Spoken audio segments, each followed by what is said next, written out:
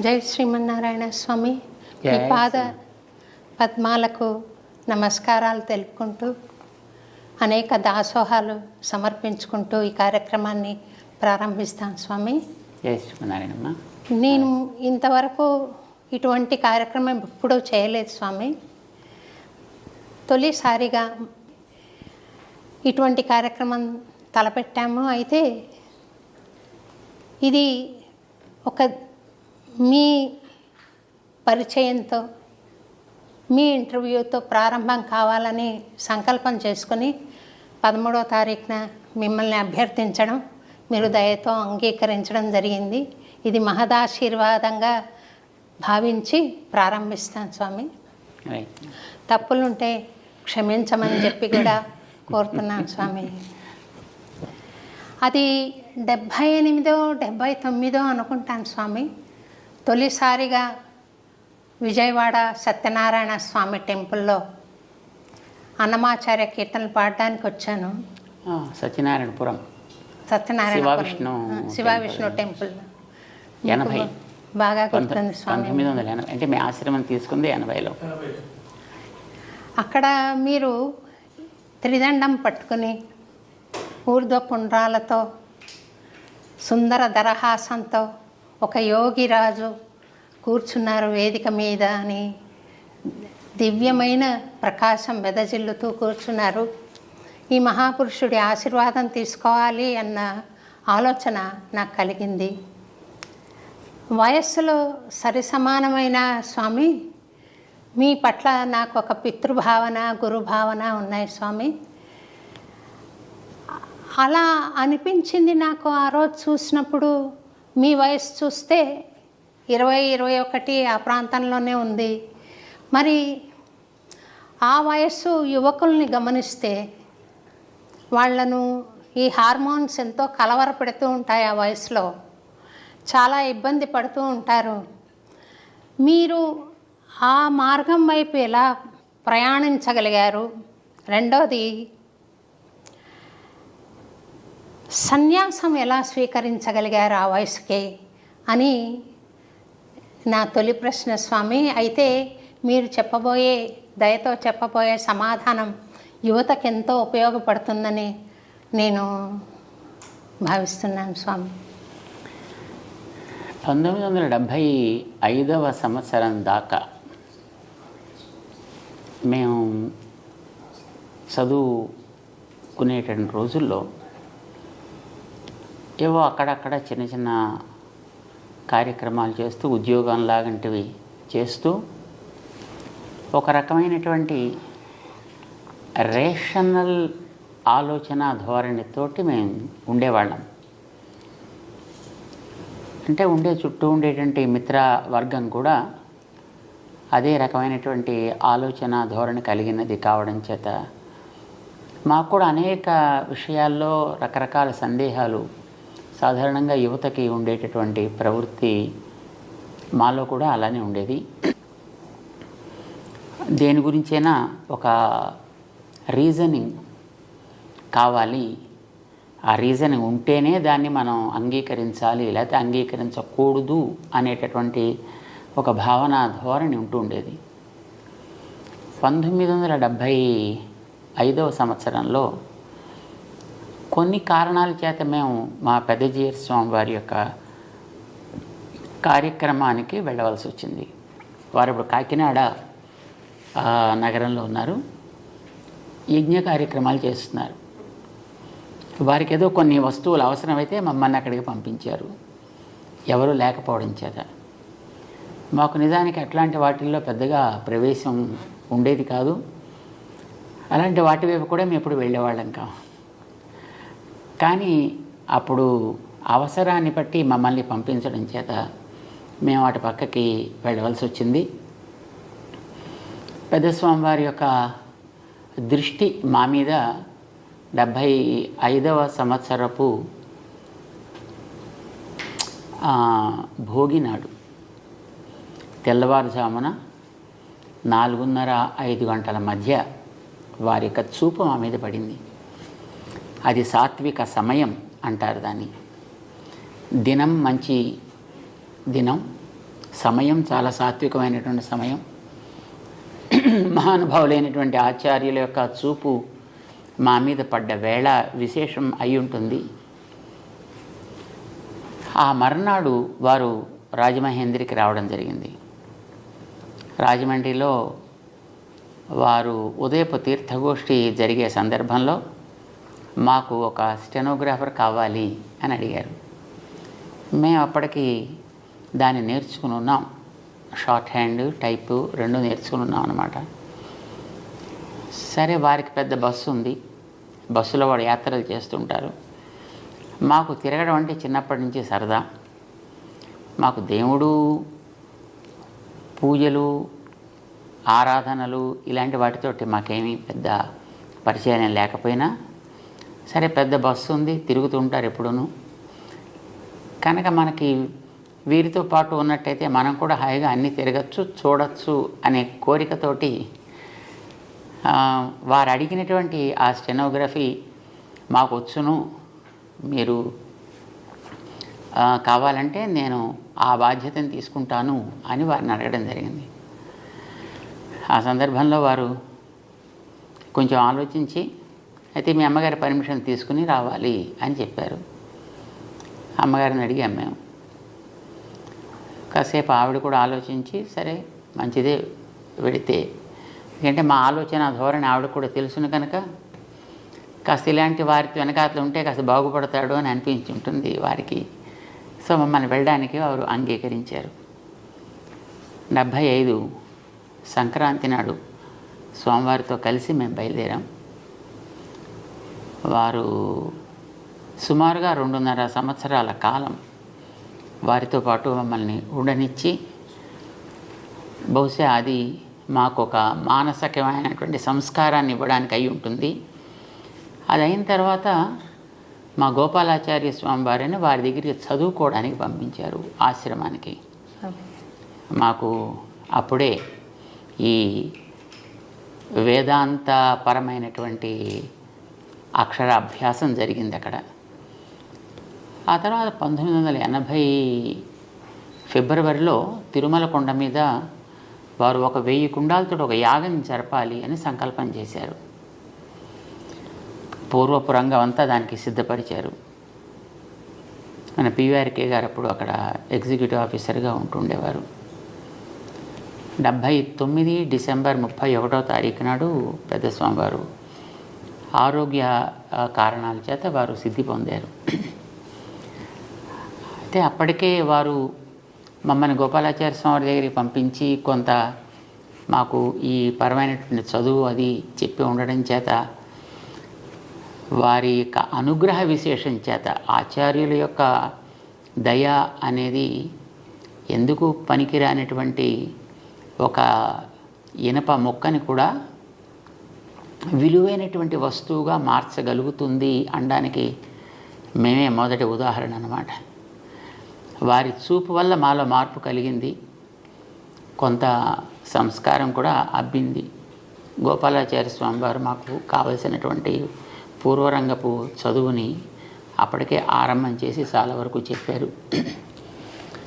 యజ్ఞం జరపడానికి ఎవరో ఒకళ్ళు అక్కడ ఒక వ్యక్తి అక్కడ అవసరం. ఆ సమయంలో స్వామివారు ఇతను అలాంటి దానికి ఉపయోగపడతాడు అని వారు అంతకుముందే ఎక్కడో రాసి పెట్టారు.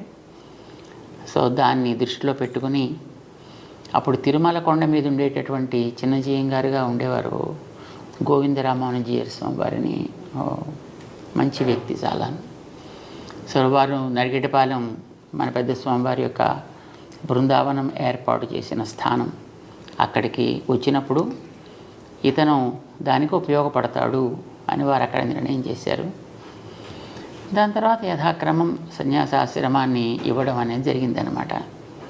సో ఏ రకమైనటువంటి దైవ సంబంధము లేని, ఒక ఆధ్యాత్మిక సంస్కారము లేనటువంటి, ఎక్కడో లౌకికంగా తిరుగుతూ ఉండేటువంటి ఒక వ్యక్తిని గురు కృప అనేటటువంటిది ఒక యోగ్యత కలిగిన వస్తువుగా తీర్చిదిద్ది, వారు ఎంతవరకు కార్యక్రమాన్ని నడిపిస్తూ వస్తున్నారో దాన్ని ముందుకు సాగించి ఆ బాధ్యతని తీసుకోవలసినటువంటి ఒక యోగ్యమైన వస్తువుగా తయారు చేసుకున్నారు.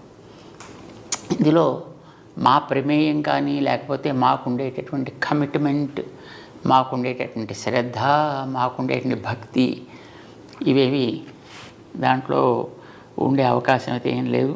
ఎందుకంటే మాకు అలాంటివి ఏం లేవు కనుక అప్పటికి వారి అనుగ్రహమే ఇలా తయారు చేసింది అనేది మేము పరిపూర్ణంగా విశ్వసిస్తాం. మా పైన మీరు కూడా అటువంటి దయ ప్రసరించండి స్వామి. మీరే మీ గురించి అర్హత లేదు అని చెప్పుకుంటుంటే మా బోటి వాళ్ళు ఎలా భావించాలో అర్థం కావట్లేదు స్వామి. మీరు దయించి మీ కరుణ, మీ దయ అందరిపైన ప్రసరింపజేసి అందరూ పనికి వచ్చే మనుషులుగా తీర్చిదిద్దాలి మీరు అని మనస్ఫూర్తిగా నేను కోరుకుంటున్నాను స్వామి. తర్వాత స్వామి, అమ్మగారు ఆశ్రమంలో నేను చాలాసార్లు అమ్మవారి దర్శనం కూడా చేసుకున్నాను. అమ్మగారు పాడిన సీడీ మీరు విడుదల చేసిన రోజున నేను ఆ ఆల్బమ్ అందుకునే మహదవకాశం కూడా నాకు లభించింది. అందులో ఒక పాట, పాల బుగ్గల పసిడి వెన్నెల చిన్నారి ఓ నాన్న అనే పాట చాలా చక్కగా ఉంది స్వామి. మీ గురించి అమ్మ పాడిన పాట. ఒక తల్లికి బిడ్డ మీద ఎంతో వాత్సల్యము, ప్రేమ, అనుబంధం ఉంటుంది కదా. ఆమె మిమ్మల్ని చూస్తూ నా కొడుకు ఇలాగా ఒక సన్యాసి అయ్యారు, జగద్గురువు అయ్యారు, కానీ నా బిడ్డడు, నా పాప ఆయన అనే బంధాన్ని ఆమె మీకు వ్యక్తం చేసుకునే సందర్భము లేదు ఇక్కడ. మీరు ప్రపంచానికి చెందినవారు, మీరు ప్రపంచాన్ని ఆశీర్వదించాలి, ప్రపంచాన్ని నడిపించాలి. ఒక తల్లికి కొడుకుగా మీరు ఎక్కువ పాత్ర పోషించడానికి అవకాశం లేదేమో అని నేను అనుకుంటున్నాను. అటువంటప్పుడు ఆ తల్లి మిమ్మల్ని చూస్తూ కూడా ఈయన జగద్గురువు అనుకుంటూ, ఒకవైపు ఒకసారి నా కొడుకు అనుకుంటూ ఈ ద్వంద్వ భావాలను ఎలా పోషించి ఉంటారు, మీరు దాన్ని గమనించారా అని ఒకసారి అడగాలని అనిపించింది స్వామి. అంటే మాకు మాతృమూర్తిగా వారు చేసినటువంటి త్యాగానికి, వారిలో ఉండేటటువంటి ఒక ఉదాత్తమైనటువంటి భావానికి నాకు ఎప్పుడు కృతజ్ఞత పూర్తిగా నిండి ఉంటుంది. పాల బుగ్గల పసిడి వన్నెల చిన్నారి నీవేనా, ఉడమి పైన పండు వెన్నెల నింపగా వచ్చితివ నాన్న. పాల బుగ్గల పసిడి వన్నెల చిన్నారి నీవేనా, ఉడమి పైన పండు వెన్నెల నింపగా వచ్చితివ నాన్న.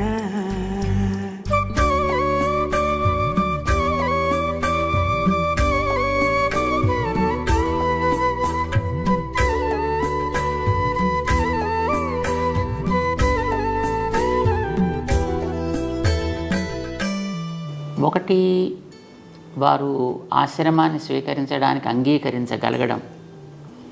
రెండవది, ఆశ్రమం తీసుకున్న తర్వాత ఆయా సందర్భాల్లో ఎప్పుడైనా రావడం, చూడడం జరిగినప్పుడు వారి యొక్క ప్రవృత్తి, వారిలో ఉండేటటువంటి ఒక భావ ఉద్వేగం ఎలా ఉండేది అనేది. సో ఇవి రెండు అంశాలు ఇందులో.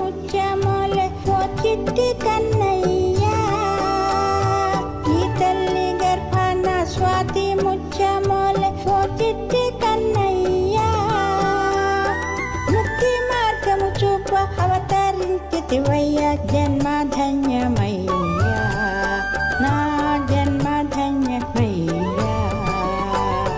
పాల బుగ్గల పసిడి వన్నెల చిన్నారి నీవేనా, ఉడమి పైన పండు వెన్నెల నింప నింపగా వచ్చితివా నాన్న.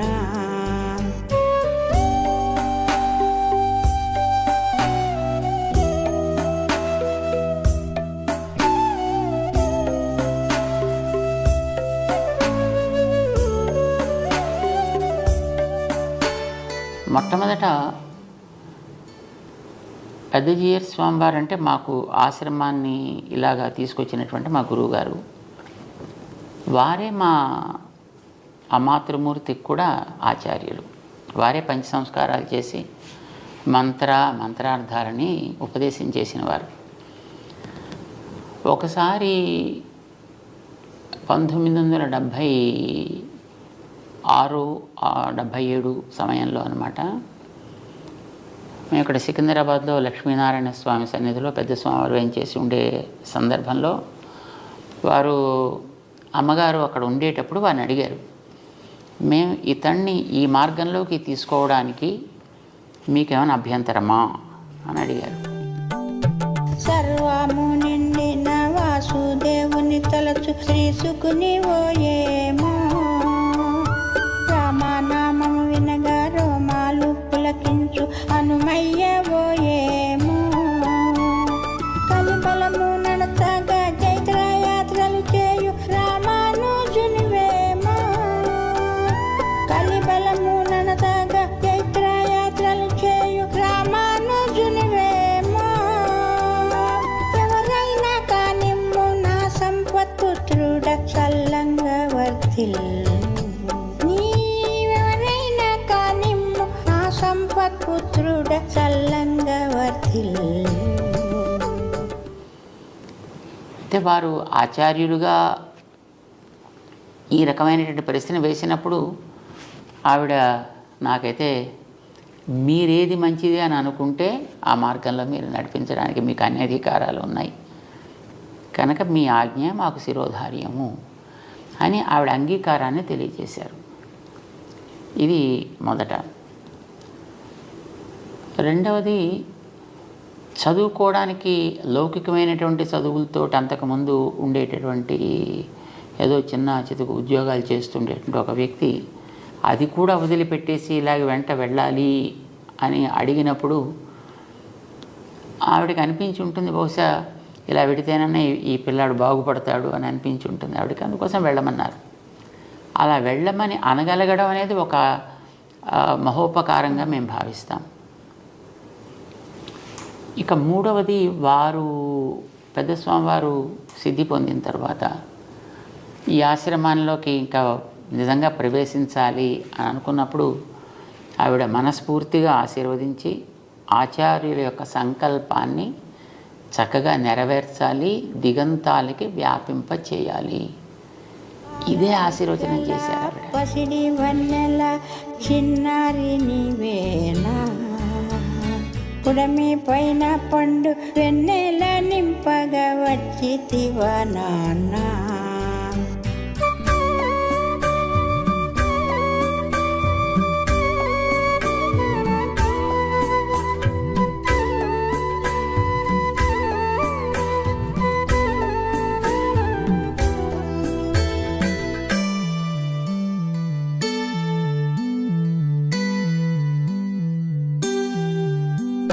నిద్రాహారాలను నియమించుము గాని నిరసించకయ్యా, నీ రూపు నీ చూపు నీ పలుకు నడకాలే నాకు ప్రాణమయ్యా, దాసురాలను కాజే అది వారిలో ఉండేటువంటి ఔదార్యం. సాధారణంగా ఇలా ఎవరైనా పిల్లవాడు లాంటి కార్యక్రమాలకు పెడతానంటే తల్లి ఆశీర్వదించడం అది ఉంటుంది. తర్వాత ఎప్పుడైనా మా దగ్గరికి ఎక్కడైనా కార్యక్రమాలు జరిగేటప్పుడు కానీ లేదా ఆశ్రమంలో ఏదైనా ప్రవచనాలు అవి జరుగుతుండేటప్పుడు కానీ వారు కూడా అవకాశం ఉంటే వచ్చి అక్కడ కొన్ని రోజులు ఉండడం జరుగుతుండేది. కానీ అలా ఎప్పుడైనా వచ్చినప్పుడు ఇక్కడి నుంచి ఏదో ఆశించేటువంటి ప్రవృత్తి ఎప్పుడు కూడా వారిలో లేదు. వారు ఎప్పుడొచ్చినా అక్కడేదో కొంత సమర్పణ చేసి ఆ కార్యక్రమానికి వారు ఉండడానికి అయితే జరిగే కార్యక్రమం కోసమను ఆ తర్వాత వారు ఉన్నంత వరకు అక్కడ ఉండి ఈవెన్ అలాంటి సమయంలో కూడా వారు ఇంకా బాగా చేయాలి, ఇంకా బాగా చేయాలి, ఇంకా బాగా జరగాలని ఆశీర్వదించేవారు. ఎప్పుడైనా అప్పుడప్పుడు ఈ దీపావళి పండుగ అలాంటివి ఏమైనా వచ్చినప్పుడు ఉత్తరం రాస్తూ ఉండేవారు. ఒకవేళ మన దగ్గర లేని సందర్భం ఎప్పుడైనా ఏర్పడితే అలా రాసినప్పుడు కూడా ఉత్తరంలో మొదటి చివరి దాకా ఆచార్యుల యొక్క గొప్పతనం, ఆ ఆచార్యుల యొక్క మార్గాన్ని నడిపించే బాధ్యత తీసుకున్న వ్యక్తిగా నీ బాధ్యత ఏమిటి, ఎలా ఉండాలి, ఇంకా బాగా చేయాలి, ఇంకా బాగా అందరికీ చెప్పాలి, ఇంకా ఈ మార్గాన్ని మనం విస్తరింప చేయాలి. ఇదే వారిప్పుడు కూడా మాట్లాడుతూ ఉండేవారు తప్ప ఇతరమైన లౌకికమైనటువంటి విషయాల గురించి కానీ కుటుంబపరమైనటువంటి విషయాల గురించి కానీ ఎప్పుడూ ప్రస్తావన వారు చేసేవారు కారు. ఇక మేము ఉండే స్థానాల్లో ఎప్పుడైనా వారు ఉంటే రోజు హారతి ఇస్తూ ఉండేవారు. ఆ హారతి ఇచ్చేటప్పుడు కూడా వారికి తను నా పిల్లవాడు అనేటువంటి భావన కంటే కూడా ఆచార్య స్థానంలో ఉన్నటువంటి ఒక వ్యక్తిగానే వారు భావించారు తప్ప తన పిల్లవాడని వారు భావించినట్లుగా ఎప్పుడు కూడా మేము ఫీల్ అవ్వలేదు అలాగా. సో ఇది వారిలో ఉండేటువంటి సంస్కార విశేషం. వారు ఆ రకంగా మాకు ప్రోత్సాహాన్ని జరిగే కార్యక్రమాల్లో ఇంకా బాగా జరపాలి అని ఎప్పుడు ఇస్తుండేవారు. అంచేత మేము కూడా ఎప్పుడు ఏ రకమైనటువంటి ఇతర ఆలోచన చేయాల్సిన అవసరం వారు కలగనివ్వలేదన్నమాట. కూర్చోలే స్వామి. అయితే వారి పాటలో మీరు చాలా శ్రమ పడుతున్నారు, సమయానికి ఆహారం కూడా తీసుకునే వీలు లేకుండా శ్రమిస్తున్నారు, తగిన నిద్రపోవట్లేదు అన్న ఒక న్యాచురల్గా ఒక తల్లికి ఎలాంటి భావన వస్తుందో అది వ్యక్తం చేశారు స్వామి. మేమందరం కూడా ఆ భావనను ఫీల్ చేస్తుంటాం. స్వామి ఇంతగా తిరుగుతుంటారు, ఇంతగా బోధన చేస్తూ ఉంటారు, ప్రవచనాలు చెప్తుంటారు, కార్యక్రమాల్లో నిమగ్నమై ఉంటారు. సమయానికి ఇప్పుడే చూసాము, ఇంతసేపు అయ్యాక మీరు ఎప్పుడో ఆహారం తీసుకోవడం అనేది మీ ఆరోగ్యం చాలా ముఖ్యం కదా స్వామి.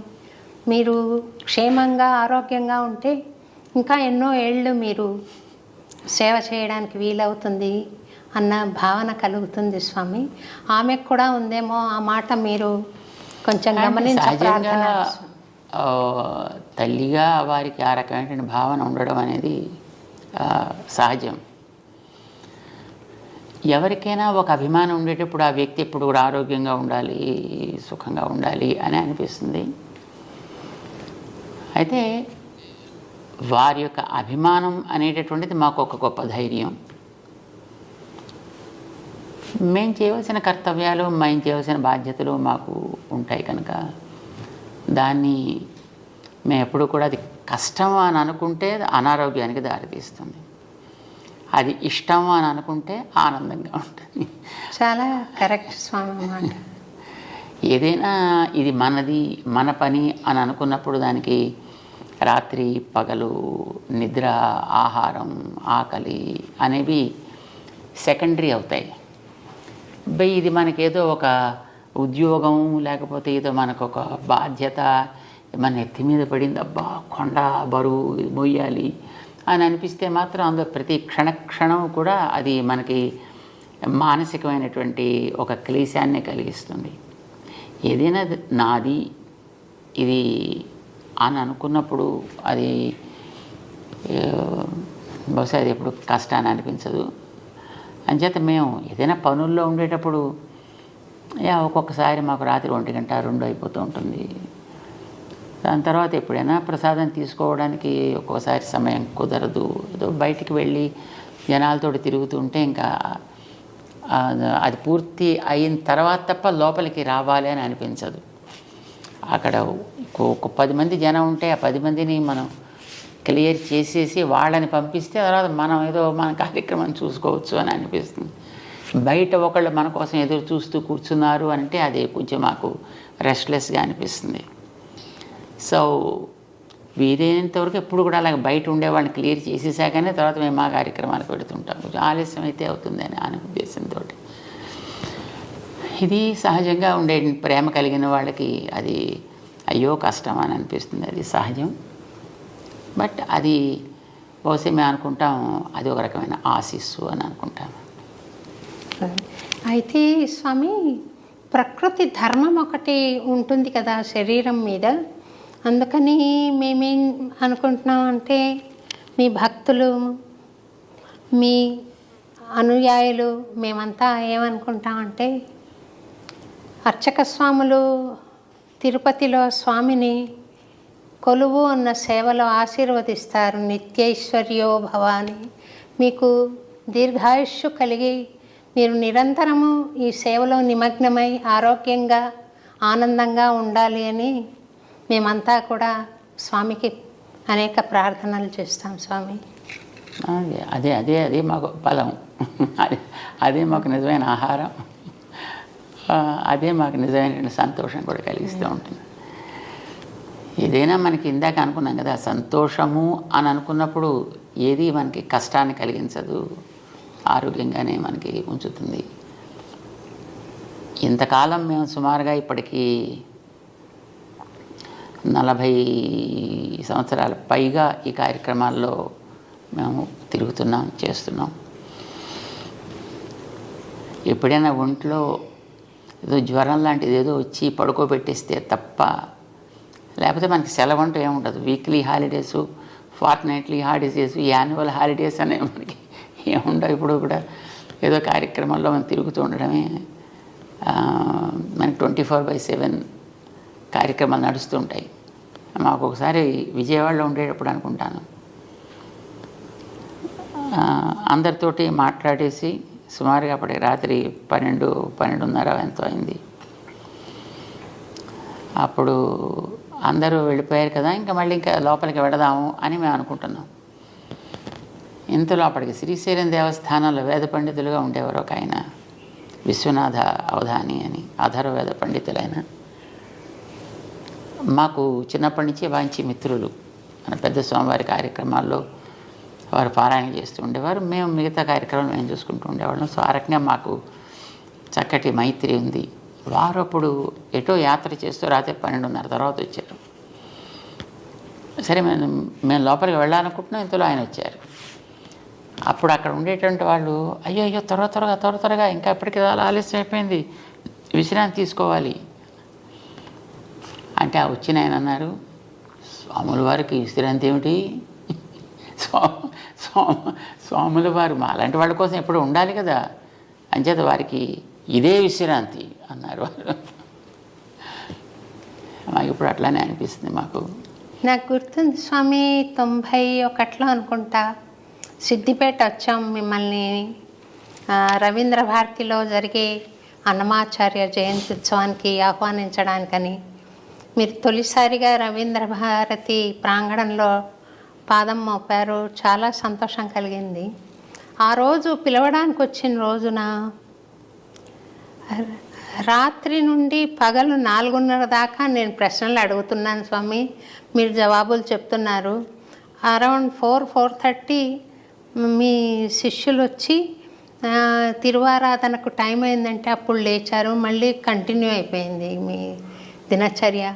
అటువంటి అవకాశం మళ్ళీ రాదనుకుంటాను స్వామి. మీ కార్యక్రమాలు చాలా విస్తృతమైపోయాయి.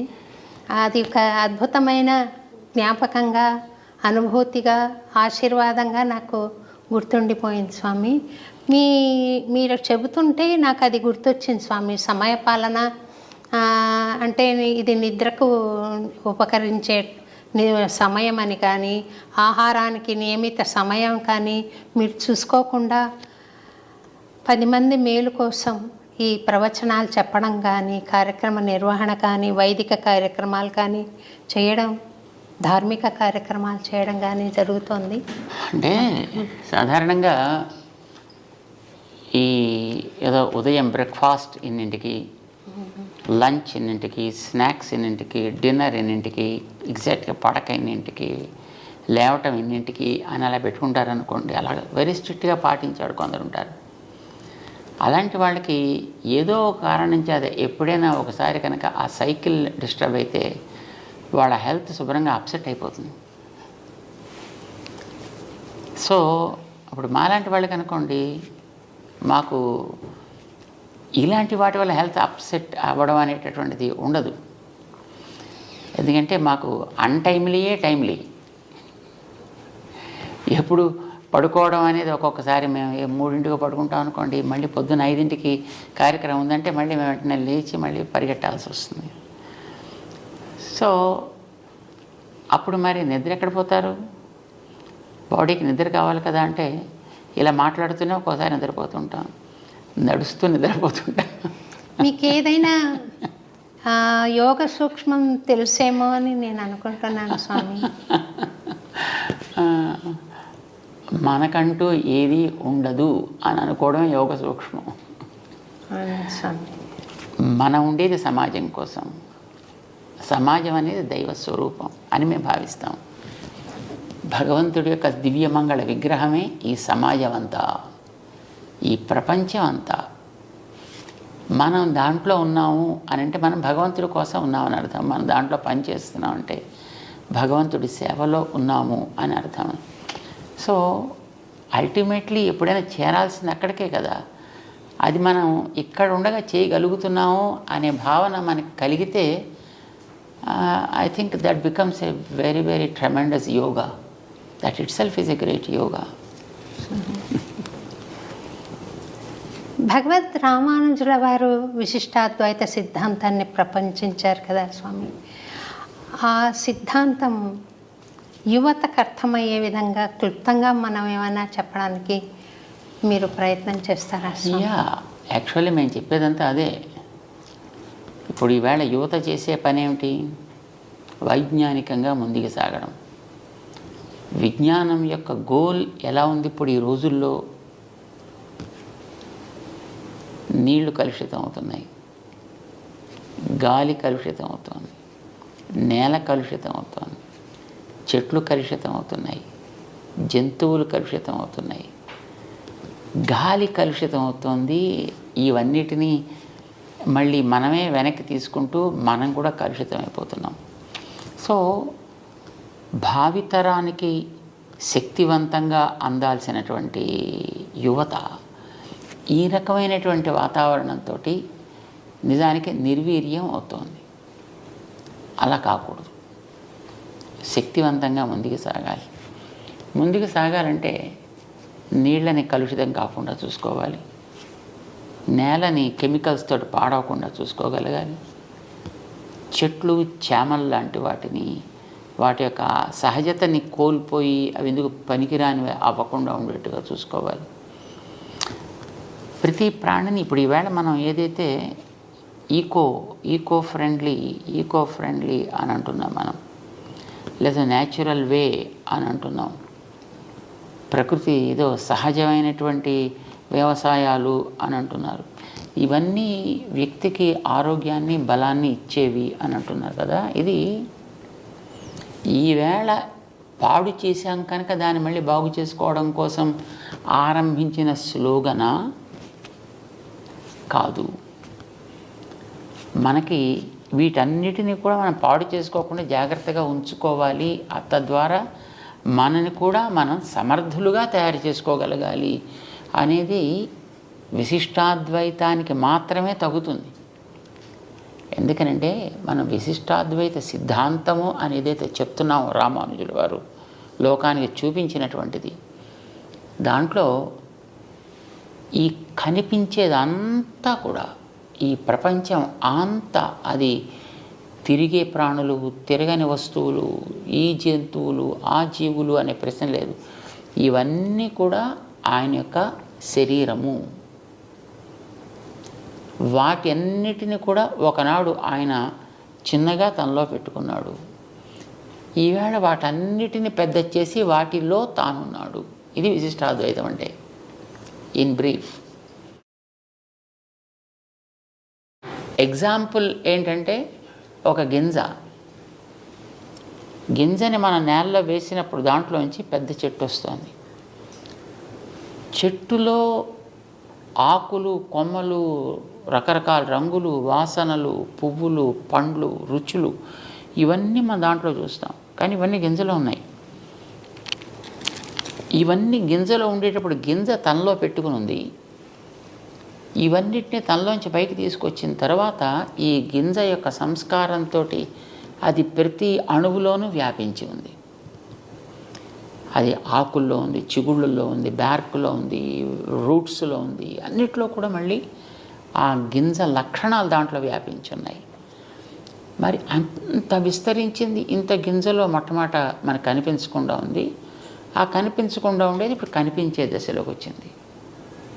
చెట్లో మనమైతే దీన్ని ఎగ్జాంపుల్గా తీసుకున్నప్పుడు అందులో మళ్ళీ తయారైన ప్రతి గింజలోకి ఈ గింజ యొక్క సంస్కారాలు దాంట్లోకి వెళ్ళి అందులోంచి మళ్ళీ ఇంకొక కొన్ని లక్షల గింజలను తీసుకురాగలిగే శక్తి కలిగి ఉంటుంది. ఎగ్జాంపుల్ కోసం అని దీన్ని చెప్పుకుంటున్నాం. But not 100% this becomes reality for the analogy. ఎందుకనంటే మనకి గింజ మొక్కను తీసుకొచ్చాక అది వెళ్ళిపోతుంది.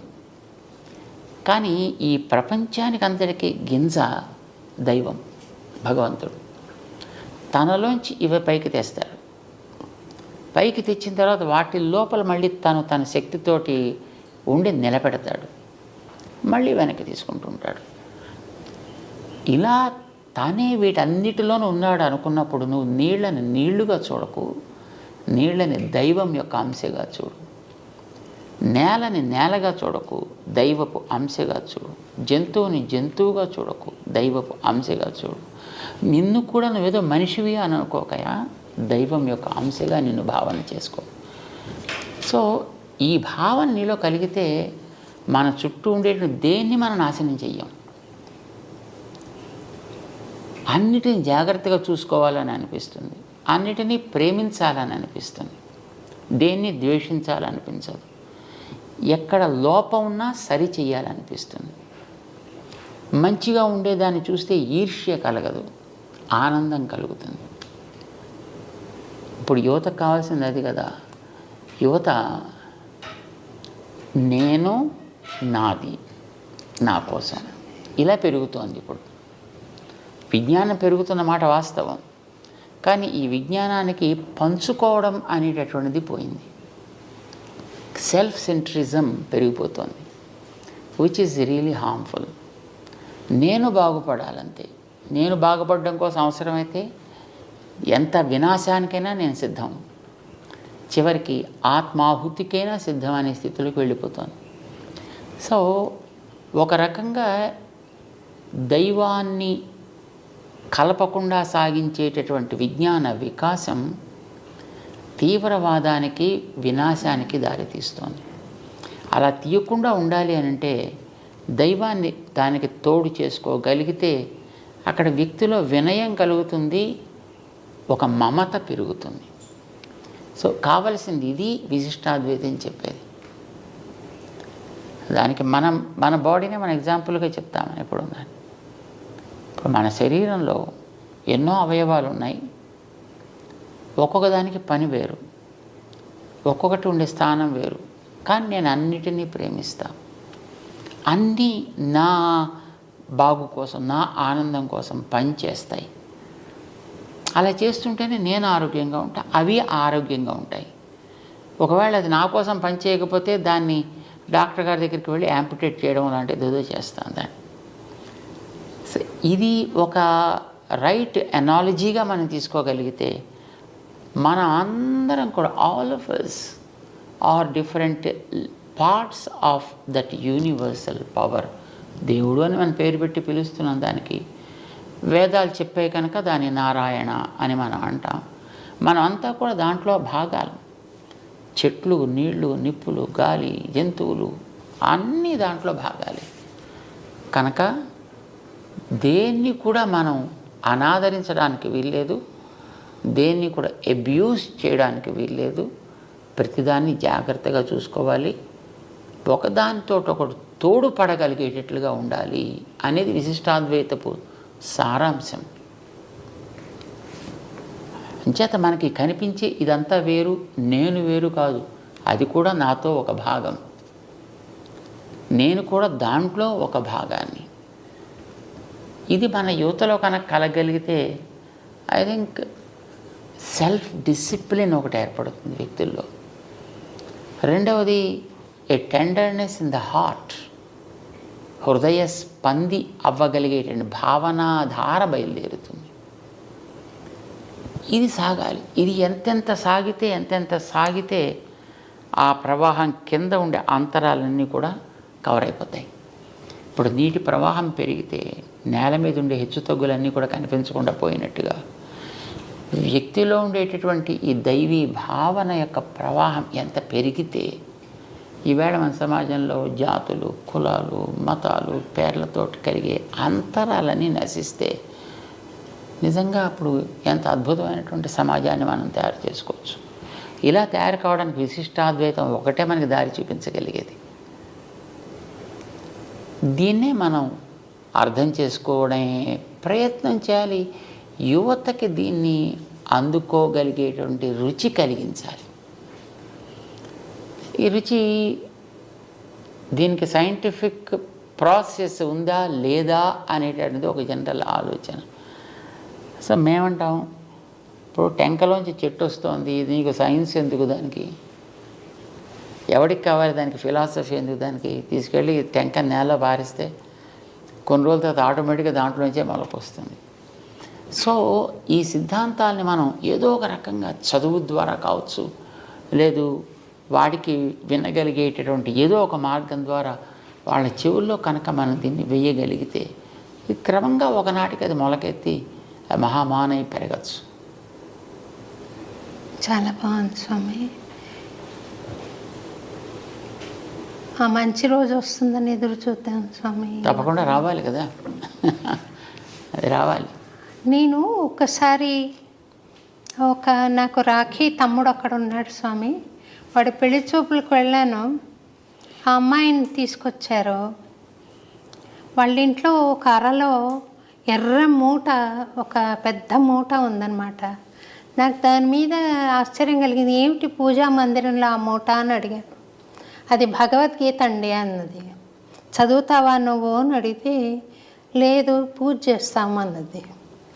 అలాంటి యువత మనకున్నారు స్వామి. అది పూజకు యోగ్యమే అనుకుంటారు, కానీ అది అర్థం చేసుకుని ఏంటి అందులో ఉంది అని ఆలోచన చేసే యువత లేదు కదా. మరి ఇటువంటి తత్వాన్ని మనం వాళ్ళకి చెప్పాలి అని అంటే మీరు స్టెప్ 1, స్టెప్ 2, స్టెప్ 3, స్టెప్ 4 అలా ఏదైనా ఒక చిన్న సాధన యువతకి ఈ సందర్భంగా మీరు ఒకసారి దయచేయగలుగుతారా? దయచేసి మీరు ఇచ్చిన ఆ దృష్టాంతంలో పూజా మందిరంలో ఎర్రటి మూట ఒకటి, ఇంకా అది మనకి తెలిసినా అదేమిటో తెలియకపోయినా దాన్ని బయట పారేయకుండా అట్టే పెట్టని సంతోషించాలి మనం. కరెక్టే స్వామి. వస్తువు అంటూ అక్కడ ఉంటే ఇవాళ కాకపోతే రేపటికైనా దాన్ని వాడుకోగలిగేటువంటి అవసరం తప్పకుండా వస్తుంది. సాధారణంగా అనుకున్న పనులు అనుకున్నట్టుగా సాగుతూ ఉన్నంత వరకు ఎవ్వడికీ కూడా దైవాన్ని గురించి ఆలోచించాల్సినటువంటి సన్నివేశం ఎదురవ్వదు. ఎప్పుడైనా జీవితంలో ఎదురు దెబ్బ తగిలినప్పుడే ఆలోచన ప్రారంభమవుతుంది. నేను ఏమిటి, ఎందుకు నాకు ఇలా ఎదురు దెబ్బ తగిలింది, నాకు అన్ని సౌకర్యాలు ఉన్నాయి, అన్ని వసతులు ఉన్నాయి, అన్ని వనరులు ఉన్నాయి, అన్నిటిని వాడుకోగలిగే శక్తి నాలో ఉంది, అయినా ఎందుకు ఇది ఫెయిల్ అయింది? ఈ ఆలోచన మనిషిలో వచ్చినప్పుడే జిజ్ఞాస అంటాం కదా, ఇది కలిగినప్పుడే నిజంగా మనిషికి మనం అర్థం కావాల్సిందేదో ఇవ్వగలుగుతాం. అది కలగనంత వరకు మనం ఏమి ఇచ్చినా వాడు అంటూ ఇలా ఏదో పక్కన మొహం పెడుతూ చూస్తుంటాడు తప్ప మనకేసి అది అందుకునేటువంటి ప్రయత్నాన్ని అతను కనిపించనివ్వడు. సో వ్యక్తుల్లో కనీసం ఇలాంటి మన ప్రాచీన గ్రంథాలను మరొకదాన్నో కంటికి కనిపించకుండా చేసేద్దాం అని అనుకోకుండా కనీసం ఇంట్లో అట్టే పెట్టుకుందాం అని అనిపించిన that it self is the first step they have achieved, we can say. వాళ్ళు సగం దాంట్లో వచ్చేసినట్టే. ఇక రెండవది, అందులో ఏముందో కంటెంట్లోకి వెళ్ళాలి అని అంటే it should be given in there language. మీరు సాధారణంగా ఈ రోజుల్లో ఉండే పిల్లలందరినీ చూస్తే అంత ఇంగ్లీష్ మీడియం, స్వామి అంత ఇంగ్లీష్ మీడియం. అవును స్వామి. తెలుగులో అసలు మనకు గవర్నమెంట్లే అంగీకరించట్లేదు చదువుని. ఇంగ్లీష్ భాష వాడికి రావాలని తల్లిదండ్రులకు ఉంటుంది, నేను ఇంగ్లీష్లో మాట్లాడాలని వాడికి అనిపిస్తుంది. నోరు విప్పితే అన్ని అబద్ధాలే కావచ్చు, కానీ వాడు ఆ అబద్ధాలని ఇంగ్లీష్లో చెబుతుంటే అబ్బా అబ్బా అబ్బా అబ్బా అని చాలా వినబలుగా ఉంటాయన్నమాట. సో ఇంగ్లీష్లో అందుకుంటే వాడికి అదేదో నేను గొప్ప పని చేస్తున్నాను అని అనిపిస్తుంది. ట్రెండ్ అదే క్రమంలో ఉండేటప్పుడు మనం అందించదలుచుకున్నటువంటి అంశాలను కూడా మనం ఆ భాషలో కొంతవరకు అందించే ప్రయత్నం చేస్తే పర్లేదు మన భాషే కదా, అంచేత బహుశా ఇందులో మనకు ఉపయోగించేది కూడా ఏదైనా ఉందేమో అనే ఆలోచన వాళ్ళలో రావడానికి మనం అవకాశం కల్పించిన వాళ్ళు అవుతాం. సరే, చదివిన తర్వాత వాడికి అది పూర్తిగా అర్థమవుతుందా, ఆచరించగలుగుతాడా అనేది that's all together a different thing. At least దాంట్లోకి వెళ్ళి దాన్ని చదవాలని అనిపించాలన్నా వాడికి అందుబాటులో అర్థమయ్యేటువంటి పాట కింద దాన్ని మలచాలి. ఇప్పుడు చూడండి, మనం ఉత్తరాదికి వెళితే తులసీదాస్ రామాయణాన్ని అందరూ చదువుతుంటారు, ఆల్మోస్ట్ అందరికీ వచ్చి ఉంటుంది. వాళ్ళ భాషలో ఉండడం చేత వాళ్ళకి త్వరగా నేర్చుకోవడానికి ఒక ఉత్సాహం వాళ్ళలో కలిగిస్తుంది. వాళ్ళకి అర్థమయ్యే భాషలో వస్తే బాగుంటుందని అనిపిస్తుంది. అలా ఉంటే చదువుతాడా లేకపోతే ఇంకో భాషలోనే చదవకూడదా అనేది ప్రశ్న కాదు. జనరల్గా అనిపించేటువంటి పద్ధతి నా భాషలో అర్థం కావాలి. మరి పిల్లలంతా ఇంగ్లీష్ మీడియంలో ఉండేటప్పుడు మీ గ్రంథాలు మీరు తెలుగులో ఇస్తారంటారు అనుకోండి, దాని రీచ్ ఉండదన్నమాట. ఇది మనకి నిజానికి ఉత్సాహం జనాల్లో కలిగించాలంటే ఆ వాతావరణాన్ని మనం క్రియేట్ చేసి దాన్ని చక్కగా పొద్దున్నే రోజు శుద్ధి మనమే దాన్ని ఎలా చేసుకోవాలో చెప్పి, ఇది కనుక మనం చేయగలిగితే యువతలో అర్థం చేసుకోగలిగే అవకాశం ఏర్పడుతుంది. మీరు తెలుగులో ఉందనుకోండి, లేదా సంస్కృతంలో ఉందనుకోండి, లేదా తమిళంలో ఉందనుకోండి, లేదా ఇంకో భాషలో ఉందనుకోండి, దానివైపు వెళ్ళేటువంటి యువత, అర్థం చేసుకునేటువంటి యువత పర్సంటేజ్ ఉండొచ్చు, కానీ చాలా తగ్గిపోతుంది. ఏదైనా వాళ్ళ భాషలో మనం అందించగలగడం అనేటువంటి చాలా ప్రధానం. మన దేశంలో ఇప్పుడు అన్ని భాషలు ఉంటున్నాయి కనుక అన్నిటి లోపలికి డీటెయిల్స్లోకి వెళ్ళకపోయినా మీకు ఒక 5-6 లాంగ్వేజెస్ మీరు సెలెక్ట్ చేసుకోండి, అంతవరకు దాన్ని దాంట్లో ఇవ్వండి, వాడికి డౌట్ రాదు కదా. సో ఇది మనకి యువతకి ఇచ్చేటటువంటి విధానం ఎప్పుడు కూడా వాళ్ళ భాషలో ఇవ్వడం అనేది చాలా అవసరం. రెండవది, వాళ్ళలోంచి మనం ఒకళ్ళిద్దరిని పికప్ చేసుకుని వాళ్ళ ద్వారా వాళ్ళకి అందడం కూడా చాలా ఇంపార్టెంట్. అలా ఇవ్వగలిగితే కూడా వాళ్ళలో చాలా త్వరగా దాన్ని అర్థం చేసుకోగలిగే స్థితి ఏర్పడుతుంది.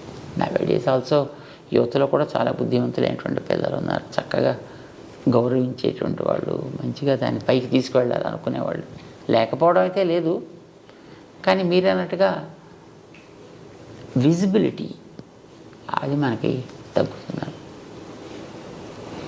అంటే జీవితంలో ఇంకొక డైమెన్షన్ ఉంది, పరమార్థం ఉంది అన్న ఆలోచన 99 మందికి లేదే అనుకుంటాను స్వామి. వాళ్ళకి అటువంటి వాళ్ళకి మనం ABCD అని చాలా సింప్లిఫై చేసి మనం ఈ సాధనా క్రమాన్ని వాళ్ళకి అందించే ప్రయత్నం మీ బోటి వాళ్ళు చేస్తే చాలా బాగుంటుందేమో అని నేను అనుకుంటున్నాను. చేయాలంటే వాళ్ళకి మనం we have to conduct classes to those people. పిల్లలకి మనకి ఎప్పుడెప్పుడు వాళ్ళకి లాంగ్ వీకెండ్స్ దొరుకుతాయో లేదా హాలిడేస్ ఉంటాయో అలాంటి టైంల్లో వాళ్ళకి మనం ఇలాంటి వాటిని మనం కండక్ట్ చేయగలిగితే డెఫినెట్లీ వాళ్ళలో మార్పు వస్తుంది. ఇప్పుడు మన వాళ్ళు సమ్మర్ క్యాంప్స్ కండక్ట్ చేస్తుంటారు, ఆ క్యాంప్స్లో కొంతమంది పాల్గొంటుంటారు డిఫరెంట్ ఏరియాస్లో. క్యాంప్ అయిన తర్వాత వాళ్ళ ప్రవర్తనలో చాలా రకాల మంచి మార్పులు వస్తాయి. సో కండక్ట్ చేయడం ఈజ్ ఆల్వేస్ అడ్వైజ్డ్. మీరు ఒకసారి దసరా నవరాత్రుల్లో దుర్గాష్టమి రోజు అన్నమయపురం దయచేశారు స్వామి మా ఆహ్వానం మీద. ధైర్య అవార్డు ఇవ్వడానికి వచ్చారు మీరు. Yes. అప్పుడు దుర్గామాతని మీరు మా మేనత్త గారు ఆవిడ అని అన్నారు. చాలా సంతోషంగా, ఒక చమత్కారంగా మాకు బాగా అందరికీ బాగా అనిపించింది స్వామి. వారు మేనత్త అని మీరు అంటుంటే అంతలా ఆత్మీయ భావన ఎక్స్ప్రెస్ చేస్తుంటే నేను చరిత్రను ఒకసారి పరిశీలిస్తే కులోత్తుంగ చోళుడు మన గోవిందరాజస్వామి విగ్రహాన్ని సముద్రం పాలు చేయడం కానీ, ఇలా పాల్కురికి సోమనాథుడు విష్ణు సహస్రనామాల్లో అధోక్షజ అన్న నామాన్ని వక్రంగా వ్యాఖ్యానించడం కానీ బాధ కలిగిస్తాయి. ఇది ఏమైనా మనం విష్ణుమూర్తిని స్మరించడం ఒక పార్టీ లాగా అవుతుందా స్వామి? శివుడు కూడా సమానమేనా? లేకపోతే విష్ణువు ఎందుకు అలాగా తోసేశారు వాళ్ళు? ఈ శైవులు అలా చేయడం కానీ, అలాగే ఒక అపోహ ఉంది స్వామి. భగవద్ రామానుజుల వారు చాలా శైవ క్షేత్రాలను వైష్ణవ క్షేత్రాలుగా మార్చారు అన్న అపోహ ఉంది. ఈ ఇంటర్వ్యూ ద్వారా, మీ ద్వారా వాటిని ఆ అపోహ తొలగించాలి అనే ప్రయత్నంలో ఈ ప్రశ్నను అడుగుతున్నాను స్వామి. నేను రామానుజుల వారు వైష్ణవాలయాలుగా శైవాలయాల్ని మార్చడము అనేటటువంటిది చరిత్రకి దూరమైనటువంటి అంశం. ఎప్పుడు ఎక్కడ దేన్ని అలాగ మార్చినటువంటి సన్నివేశాలు మన చరిత్రలో లేవు. ఇప్పుడు ఇంకా అందులోకి మార్చుకున్న ఉన్నాయి. ఇప్పుడు కులోత్తుంగ చోళుడి యొక్క సన్నివేశమే చూసినట్టయితే అది ఒక అద్భుతమైనటువంటి వైష్ణవ క్షేత్రం. దాన్ని అతను కేవలం శివాలయం కింద దాన్ని కన్వర్ట్ చేయడం జరిగింది. అయితే ఆ చేయడం అనేటటువంటిది వైష్ణవ సంప్రదాయం మీదో శైవ సంప్రదాయం మీదో అవగాహన ఉండి కానీ, దాని మీద భక్తి ఉండి కానీ చేసినటువంటి వ్యక్తి కాడతను కేవలం రాజకీయ లబ్ధి కోసం చేసినటువంటి పని. అది అతను కేవలం తనకి రాజకీయంగా ఆనాడు కలగాల్సిన ఒక గుర్తింపుని తెచ్చుకోవడం కోసం చేసినటువంటి పని. అది అనవసరంగా వీళ్ళ మధ్య తను చిచ్చు రేకెత్తించి దాని ఫలితం పొందాలి అని అనుకున్నాడు ఆయన. దానికోసం ఆయన వాడుకున్నాడు చిదంబర క్షేత్రాన్ని. నిజానికి చిదంబర క్షేత్రం అతి ఉత్తమమైనటువంటి వైష్ణవ క్షేత్రం. దానికి చరిత్ర చెప్తోంది. దాన్ని పార్వతికి శివుడికి ఒకనాడు సహజంగా అప్పుడప్పుడు ఏదో చిన్న చిన్న మాట వస్తుంటాయి కనుక ఇద్దరు కూడా మంచి నాట్యంలో అద్భుతమైనటువంటి ప్రవేశం కలిగిన వారు కనుక ఇందులో ఎవరు ఎక్కువ అద్భుతంగా చేయగలరు, నువ్వా నేనా అనే పోటీ ఏర్పడ్డప్పుడు మన నిర్ణయం చేసే వ్యక్తులు ఎవరెవరు కావాలి కదా. అంచేత విష్ణువు నిర్ణయం చేస్తాడు. ఎందుకంటే ఆయన నాట్య శాస్త్రానికి ఆది గురువు విష్ణువు. మధుకైటబులతోటి చేసిన యుద్ధంలో కానీ, కాళీయుడి మీద చేసినటువంటి నృత్యంలో కానీ ఆయన నాట్య పండితుడైన ఆరంభకుడు ఆయన నాట్య శాస్త్రానికి. అందుచేత ఆయన్ని మనం జడ్జిగా పెట్టుకుందాము అని అనుకున్నారు. సరే వెళ్ళారు, అందరూ వెళ్ళి విష్ణు దగ్గర ప్రార్థన చేశారు.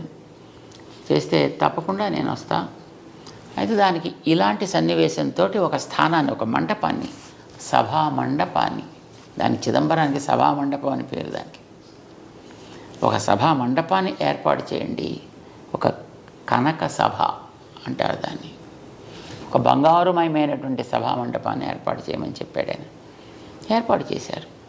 ఇప్పుడు ఈవేళ మనం చూసేటువంటి ఆ సన్నివేశం అంతా అప్పుడు ఆయన ఆజ్ఞ ప్రకారం వాడు చేసినటువంటి ఏర్పాటు.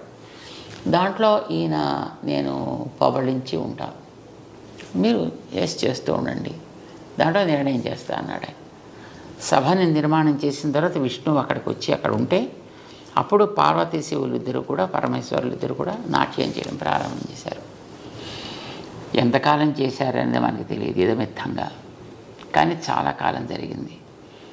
ఇందులో ఎవరు కూడా తీసిపోయినటువంటి వ్యక్తిత్వం కలిగిన వాళ్ళే పోటీగా చేస్తున్నారు. పార్వతికి అంత పోటీ వచ్చేసింది, ఆవిడకి పరమశివుడికి అంత పోటీ వచ్చింది. ఇద్దరు కూడా నన్ను మించిన వాళ్ళు లేరంటే నన్ను మించిన వాళ్ళు లేడు అని అనుకుంటూ బ్రహ్మాండం చేసేస్తున్నారు. కానీ అప్పటికీ పార్వతీదేవి గెలవదు, పరమశివుడు గెలవట్లేదు. కానీ ఇది ఎక్కడో చోట ముడి పెట్టాలి కదా. ఇప్పుడు ఎలా ఉంటుందంటే నాట్య పోటీ అంటే ఇప్పుడు మీరు చూడండి, ఈ జుగళబందీ చేసేటువంటి వాళ్ళు ఒకటి చేస్తారు ఒక ఇన్స్ట్రుమెంట్ మీద, ఇంకో ఇన్స్ట్రుమెంట్ మీద వాళ్ళు అదే దాన్ని మళ్ళీ ఆ రాగాన్ని ఆలపించాలి. సో ఇలాగ ఉంటాయి. సో ఈయన ఒకటి నృత్య భంగిమ ఈయన ఒకటి చేసి చూపించాలి, అది వాళ్ళు చేయాలి, వాళ్ళు ఒకటి చేసి చూపిస్తారు, ఈయన చేయాలి. ఇలా సాగుతుంది అది ఎప్పటి నుంచో. కానీ ఎప్పటికీ దీనికి ముగింపు అంచేత పడుకున్నటువంటి శ్రీ మహావిష్ణువు పరమశివుడికి సైగ చేసి చూపించాడు. ఆయన ఆపమని కాదు, ఇలా ఒక పాస్చర్, పాదాన్ని పైకెత్తి పెట్టే పాస్చర్ని ఆయన చూపించాడు. ఇలా పెట్టవా. ఆవిడ తనకుండేటువంటి సహజమైనటువంటి స్థితిని బట్టి అట్లాగా ఆ ముద్ర వేయడానికి ఆవిడ సంకోచించింది. శివుడు గెలిచాడు అని డిక్లేర్ చేశారు. ఆ సందర్భంలో నిజానికి అది దేవతల ప్రార్థనతోటి విష్ణు పాపం శివుడిని గెలిపించాల్సి వచ్చింది ఆ భంగిమ చూపించి. సరే, ఆ తర్వాత కృతజ్ఞతతోటి పార్వతీ పరమేశ్వరులు ఇద్దరు కూడా అక్కడే ఉండిపోయారు. శ్రీ మహావిష్ణువుని ఆయన పాదాల దగ్గర సేవించుకుంటూ. ఇది ఆ క్షేత్రపు చరిత్ర. చిదంబరం ఇందాక మీరు చెప్పాను చూడండి, ఆ కులోత్తుంగ చోళుడు ఉన్నాడే, అసలు అతను చోళ వంశానికి చెందినవాడు కాడు. అతను ఎక్కడి నుంచి వచ్చినవాడు? అతను రాజరాజ నరేంద్రుడి యొక్క పరివారంలో ఉండేటువంటి ఒక వ్యక్తి. అతను దక్షిణానికి వచ్చి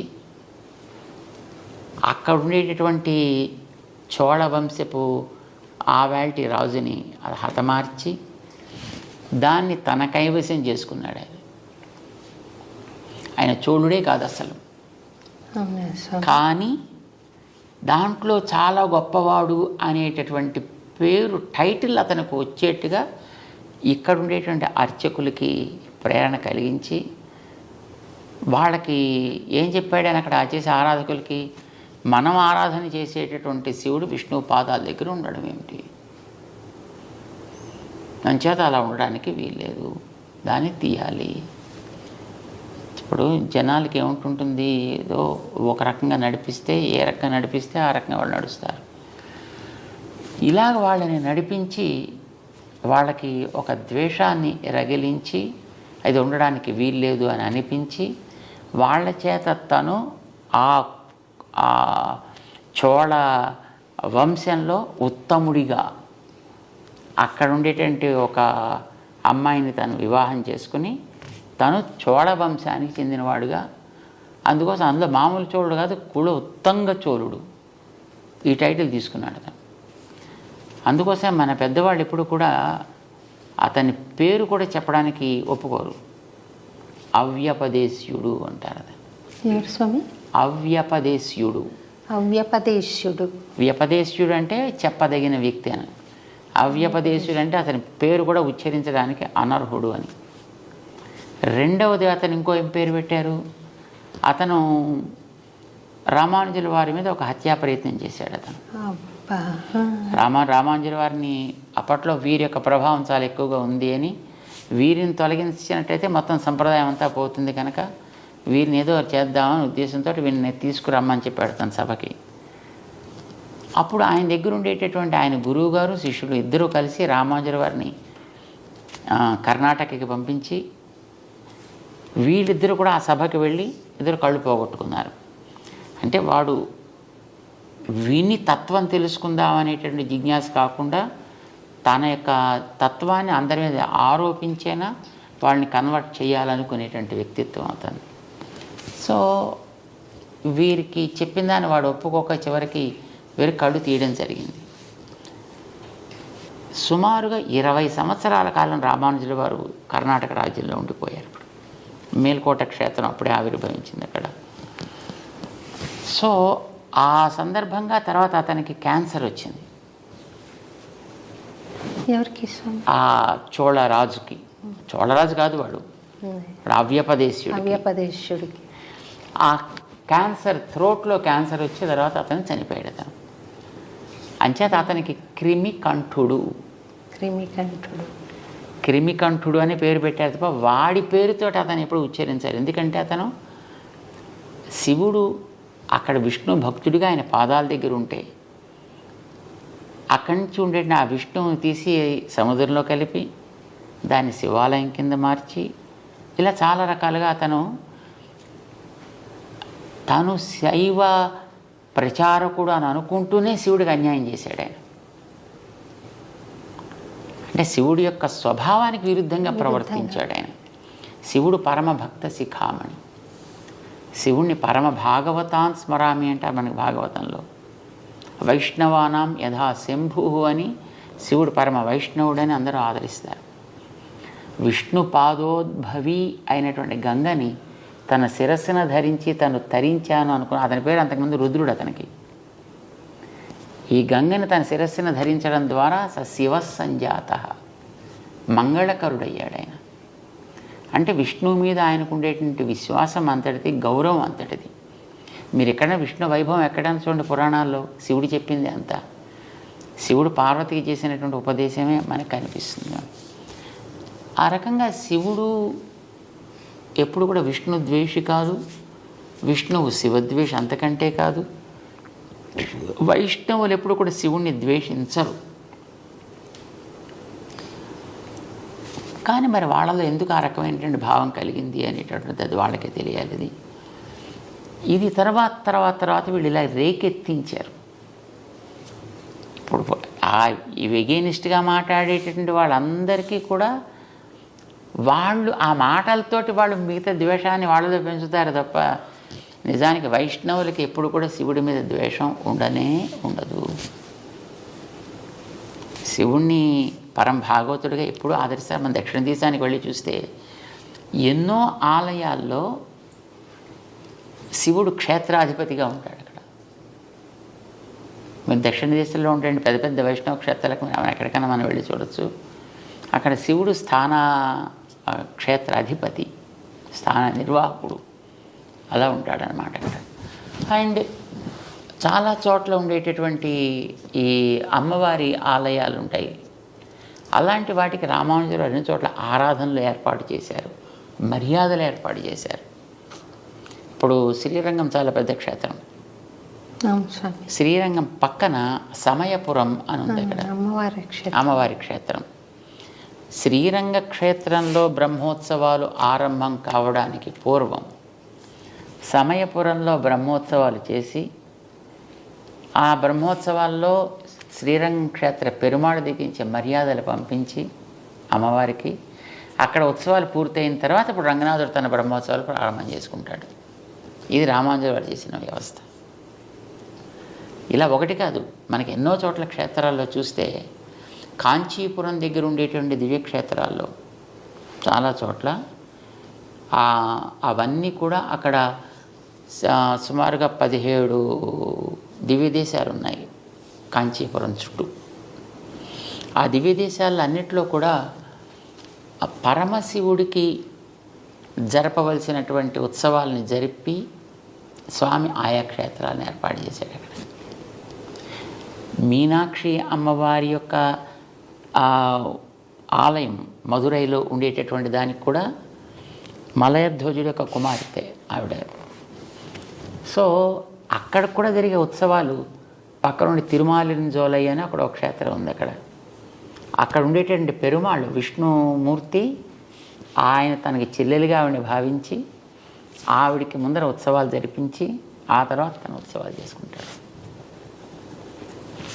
అంచేత ఎక్కడైనా సరే అమ్మవారిని, పార్వతిని లేదా పార్వతి అంశగా ఉండేటటువంటి ఇప్పుడు చండి, దుర్గా ఇలాంటి వాటన్నిటిని కూడా తన సోదరిగానే భగవంతుడు ఎప్పుడు భావిస్తాడు.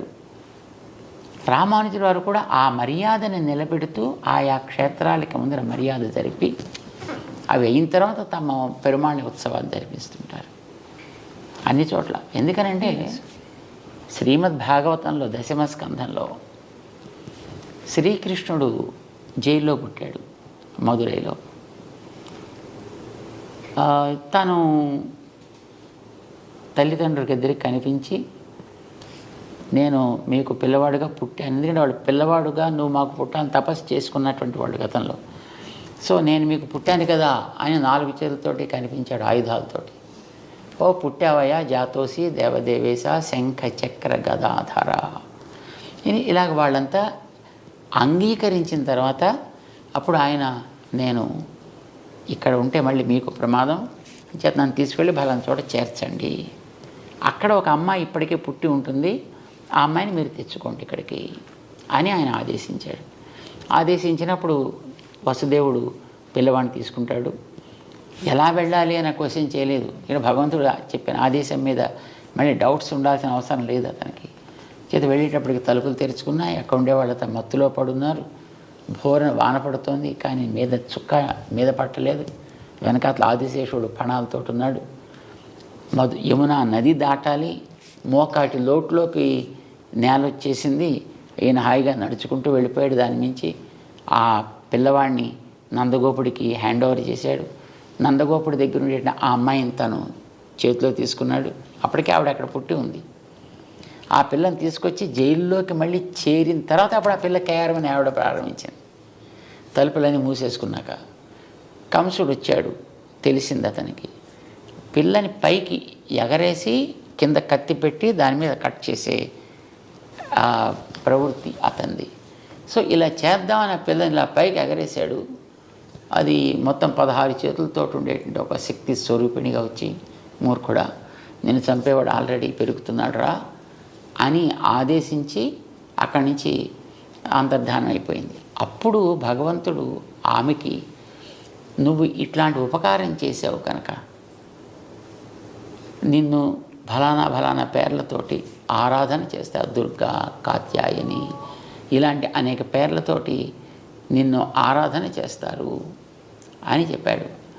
ఇప్పుడు ఆవిడ కృష్ణుడు పుట్టినప్పుడు కృష్ణుడు తర్వాత పుట్టింది. అక్కడ కృష్ణుడు కార్యాన్ని సాధించి పెట్టింది.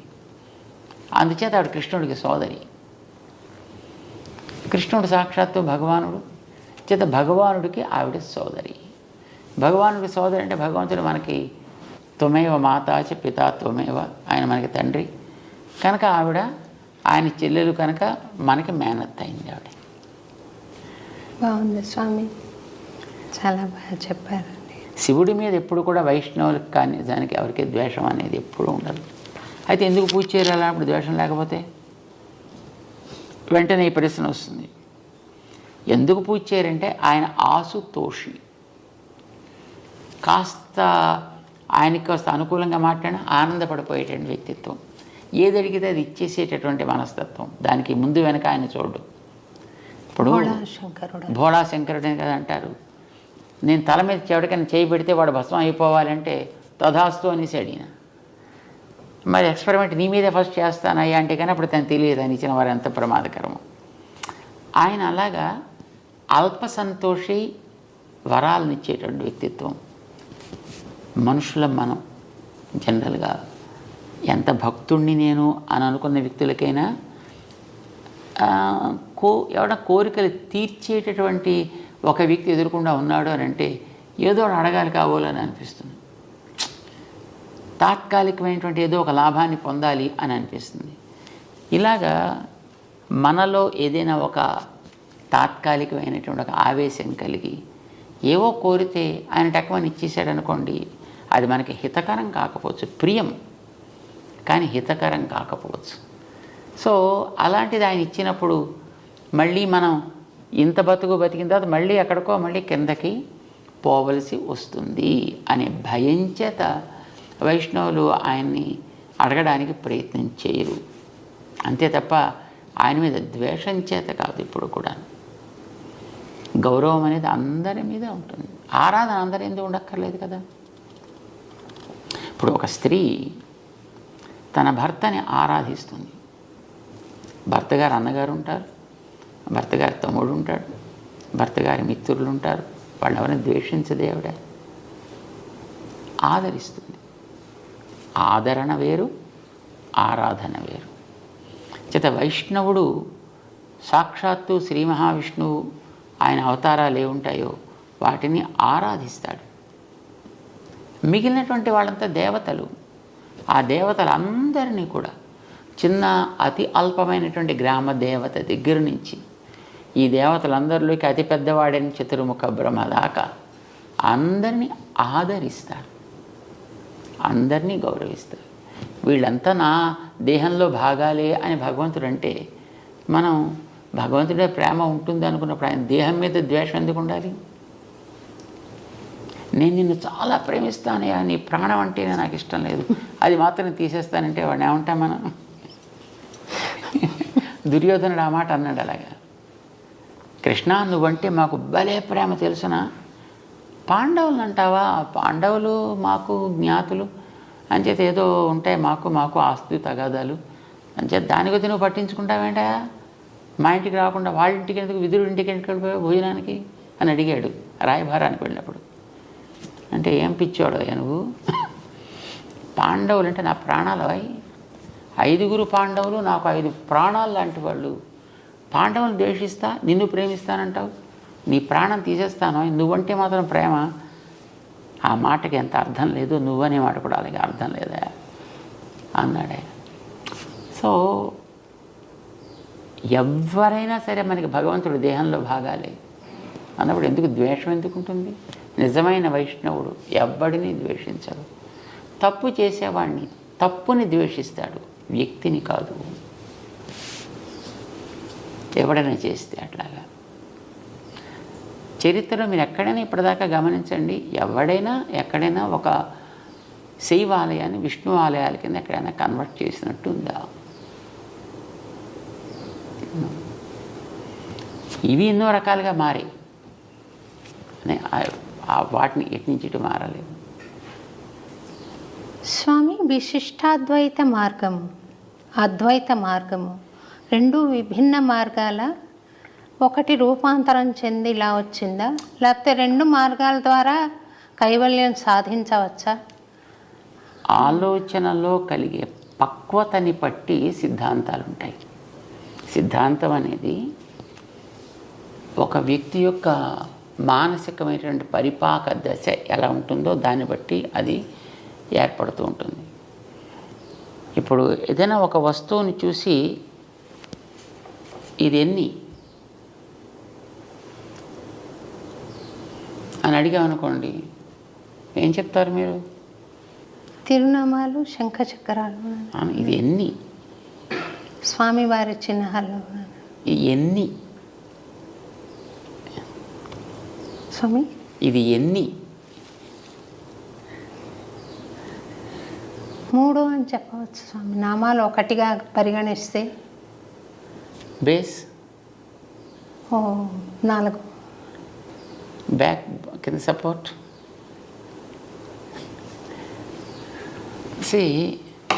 ఇంకోటి అడగండి, ఇది ఎన్ని? 1 గోరు అంతర్భాగం. అంటే అది ఇందులోదా వేరా? గోరును అందులోదే. గోరును వేలంటారా ఎవరన్నా? స్వామి అంటే అప్పుడు గోరు వేరనట్టనా? వేళ్ళలో భాగమే స్వామి. అంటే ఇది ఒకటే మరి ఎప్పుడు ఎన్ని? ఒకటే. గోరు skin, bone, blood, flesh, cells ఎన్ని? సో దీన్ని ఒకటి అనొచ్చు, అంశాలను విడివిడిగా చూస్తే వేరు వేరు అనొచ్చు. స్కిన్ వేరు, బ్లడ్ వేరు, బోన్స్ వేరు. బోన్స్లో ఉండేటటువంటి అంశాలు వేరు, బ్లడ్లో ఉండే అంశాలు వేరు. అలా చూస్తే ఇందులో బోల్డ్ అని ఉన్నాయి. ఇది ఒకటి కాదు, ఇది బోల్డ్ యొక్క సమాహారం, కలయిక. సెల్స్ ఉన్నాయి. Cells, there are thousands and millions of cells are there. So ఇది ఎన్నిటి యొక్క కలయిక, కూడుకున్న ఒకటి. కొందరు దీన్ని చూసి ఇది ఒకటంటే ఒక్కటే అన్నారు కొందరు. ఆ ఒకటి మాత్రమే, ఇంకొకటి ఏమి అనడానికి వీల్లేదు. దీని ఏమని అంటే అదంతా ఉత్తిదే. ఇది అద్వైతం. దీన్ని ఒకటి అని ఎలా అంటామండి? బోన్స్ ఎప్పుడు స్కిన్ కాదు, స్కిన్ ఎప్పుడు బ్లడ్ కాదు, బ్లడ్ ఎప్పుడు నెయిల్ కాదు, నెయిల్ ఎప్పుడు హెయిర్ కాదు. ఇవన్నీ వేరే వేరే. అది వేరు తత్వం అయిపోయింది, ద్వైతం అయిపోయింది. రామానుజులు అన్నారు ఇది వేరు అనొచ్చయ్యా, ఒకటి అనొచ్చు. అన్నిటితో కలిసిన ఒకటి. దాన్ని మనం విడివిడిగా చూడాలంటే వేరు. కనుక ఇది వేరా ఒకటా అంటే వేరు అనొచ్చు, ఒకటి అనొచ్చు. కానీ మరి ఎలా చెప్పాలి? అన్నిటితో కలిసిన ఒకటి. ఈ కలిసిన అనడానికి సంస్కృతంలో విశిష్టము అంటారు. విశిష్టం అంటే స్పెషల్ కాదు, విశిష్టం అంటే గ్రేట్ కాదు, విశిష్టం అంటే కలిసిన, కొన్నిటితో కలిసిన ఒకటి. అప్పుడు మీకు ప్రమాదం ఏం లేదు కదా. కొన్ని ఉన్నాయి దీంట్లో, ఎన్ని అంశాలు మీరు చూపించగలిగితే అన్నిటితో కలిసిన ఒకటి. ఇది విశిష్టమైన అద్వైతం. ఒకటే, కానీ ఒక్కటంటే ఏమీ లేని ఒకటి కాదు. ఏదో బ్రహ్మసత్యం జగన్ మిథ్య కాదు, అన్నిటితో కూడుకున్న ఒకటి. ఇది విశిష్ట అద్వైతం. అలాంటి మరొకటి లేదు ప్రపంచంలో, ప్రపంచానికి బయట. కానీ ఇందులో కదిలే ఉన్నాయి, కదలను ఉన్నాయి. సెల్స్ కదిలేవి, స్కిన్ కదలనిది, బోన్స్ కదలనిది. కదిలేవి కదలనివి ఈ రెండితోటి కూడుకొని ఉంది ఇది. కదిలే వాటిని చేతనాలు అన్నారు, కదలని వాటిని అచేతనాలు అన్నారు. ఈ చేతన అచేతన విశిష్టం, వాటి కలిసి ఉన్నది ఒకటి. ఈ లోపల ఈ వేలు అని పిలవడానికి ఆధారమైనటువంటి ఒక షేప్ ఏదో ఉంది దీనికి. దాన్ని బట్టి మనం దీన్ని వేలు అని అన్నాను. దీన్ని ఎందుకు వేలు అనరు? దీన్ని ఎందుకు వేలు అనరు? లేదు దీన్ని ఎందుకు చెయ్యనరు? సో దాని ఆకృతి విశేషాన్ని బట్టి, దాని యొక్క యాక్టివిటీని బట్టి, దాని యొక్క స్వరూపాన్ని బట్టి ఒక్కొక్క దానికి ఆయా నామ నిర్దేశం చేశారు. దానివల్ల దీనికి వేలు అని మనం పేరు పెట్టుకున్నాం. దీనికి ఆ వేలుత్వం అనే దాంట్లో ఉంటుంది. అది మొత్తం దీంట్లో అంతటా ఉంటుంది. ఇందులో ఉండే చేతనాలకి వర్తిస్తుంది, ఇందులో ఉండే అచేతనాలకి వర్తిస్తుంది, దీంట్లో ఉండే నడిపే శక్తికి వర్తిస్తుంది, మూడిటికి వర్తిస్తుంది. ఎందుకంటే ఇది మూడితోటి కలిసి ఎప్పుడు ఉంటుంది కనుక. స్కిన్గా ఎముకలుగా విడదీయగలమా? మళ్ళీ విడదీసి మళ్ళీ సెట్ చేసేసి మళ్ళీ మనం వాడుకోగలమా? నో. సో ఇది మనం జ్ఞాపకం పెట్టుకుంటే విశిష్ట అద్వైతం ఉంటే మనకు తెలిసిపోయినట్టే. మరి ఇప్పుడు అద్వైత మార్గంలో సాధన చేస్తున్న వాళ్ళకి పరమావధి ఎప్పుడు ఉంటుంది? ఎక్కడ వాళ్ళకి పరమావధి అనేది వాళ్ళు ఏం కోరరు కదా. అద్వైతం అనేటటువంటి దాన్ని తెలిసినటువంటి వ్యక్తి కోరుకునేది ఇక్కడ ఉండేటటువంటి బంధము పోవుట. తర్వాత నేను ఎక్కడికో వెళ్ళాల్సిందంటూ ఏం లేదు. ఎందుకంటే వాళ్ళకి ఏది వేరే ఇతరత్ర ఏది బ్రహ్మమే ఉంది ఇక్కడ. బ్రహ్మకి ఇక్కడ కేవలం ఒక అడ్డు ఒకటి ఏర్పడింది. ఈ అడ్డు తొలగితే బ్రహ్మమే. అది సత్య మార్గం అంటారా? అది కాదు. సత్యము అసత్యము ప్రశ్న కాదు. ఆలోచన ధోరణిలో అదొక విధానం. అంటే యాంగిల్ మారిందంటారా? యా, దాన్ని మనం డిఫరెంట్ పారామీటర్స్ నుంచి మనం చూస్తున్నాం. తత్వం ఇప్పుడు తత్వమే. మనం అంగీకరించకపోయిన తత్వంలో మార్పు అయితే ఉండదు. తత్వం ఇప్పుడు సూర్యుడు ఇప్పుడు అలాగే సూర్యుడుగానే ఉంటాడు. కొంతమంది ఆ సూర్యుని గోడవని గుర్తిస్తారు, కొంతమంది దాన్ని నారాయణుడు అని గుర్తిస్తారు, కొంతమంది దేవత అని గుర్తిస్తారు, కొంతమంది ఒక శక్తిని గుర్తిస్తారు. That's okay.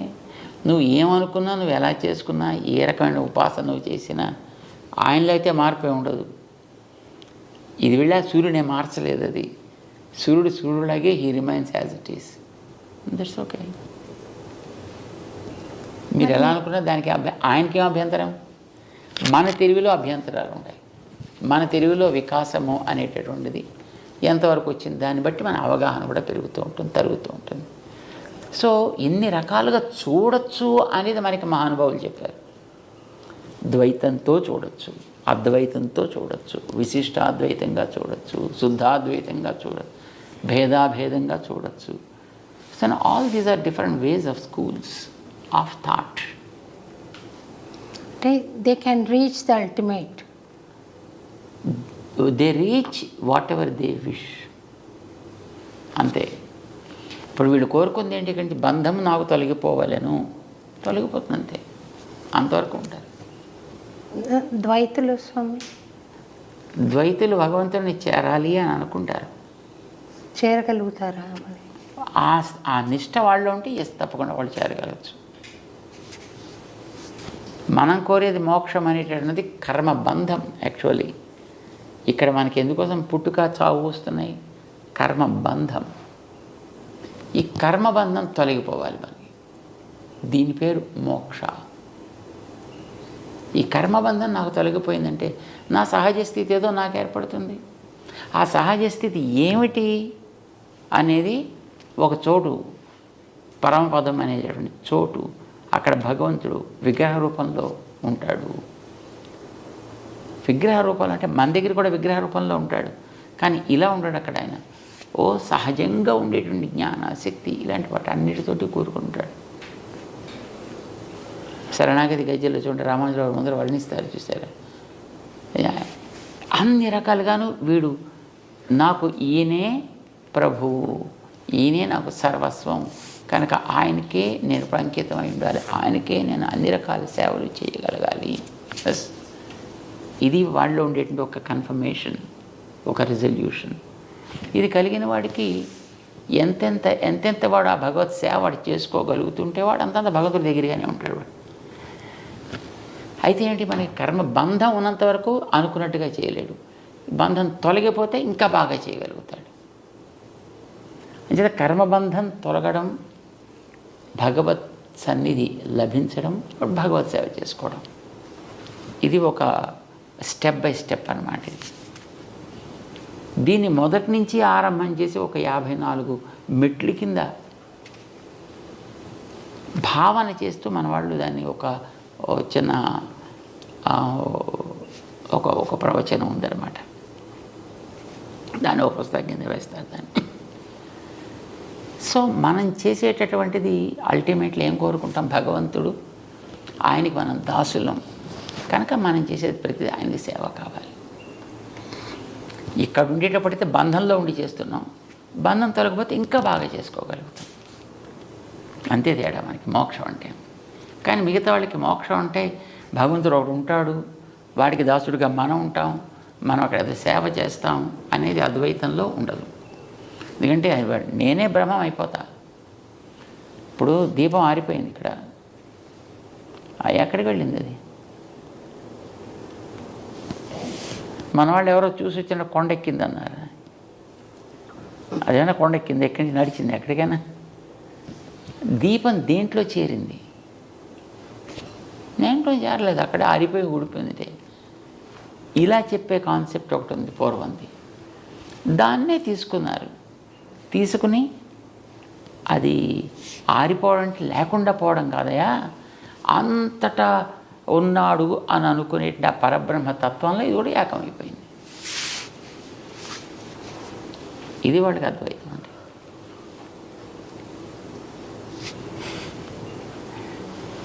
మళ్ళీ కమింగ్ బ్యాక్ టు సాధన స్వామి, ఆచార్య అనుగ్రహం పనిచేస్తుందా, విశ్వాసం ఎక్కువ పనిచేస్తుందా స్వామి? ఆచార్య అనుగ్రహం ఉంటే విశ్వాసాన్ని కూడా బలాన్ని ఇవ్వగలుగుతారు ఆయన.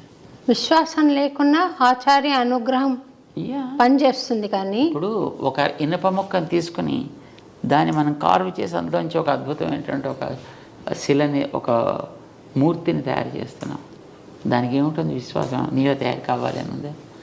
చెక్కేవాడిలో నేర్పడతాను ఉంది, వాడు చెక్కాడు. అట్లానే ఆచార్యులు అనేటటువంటి ఒక తత్వం తన అనుగ్రహంతో మనలో యోగ్యత లేకపోయినా మనకి కావలసినటువంటి స్థితిని లభింపచేయగలగచ్చు. ఇప్పుడు ట్విన్ టవర్స్ని వాళ్ళు పడగొట్టారు కదా స్వామి, టెర్రరిస్టులు. యా, వాళ్ళు జిహాద్ అని నమ్ముతున్నారు.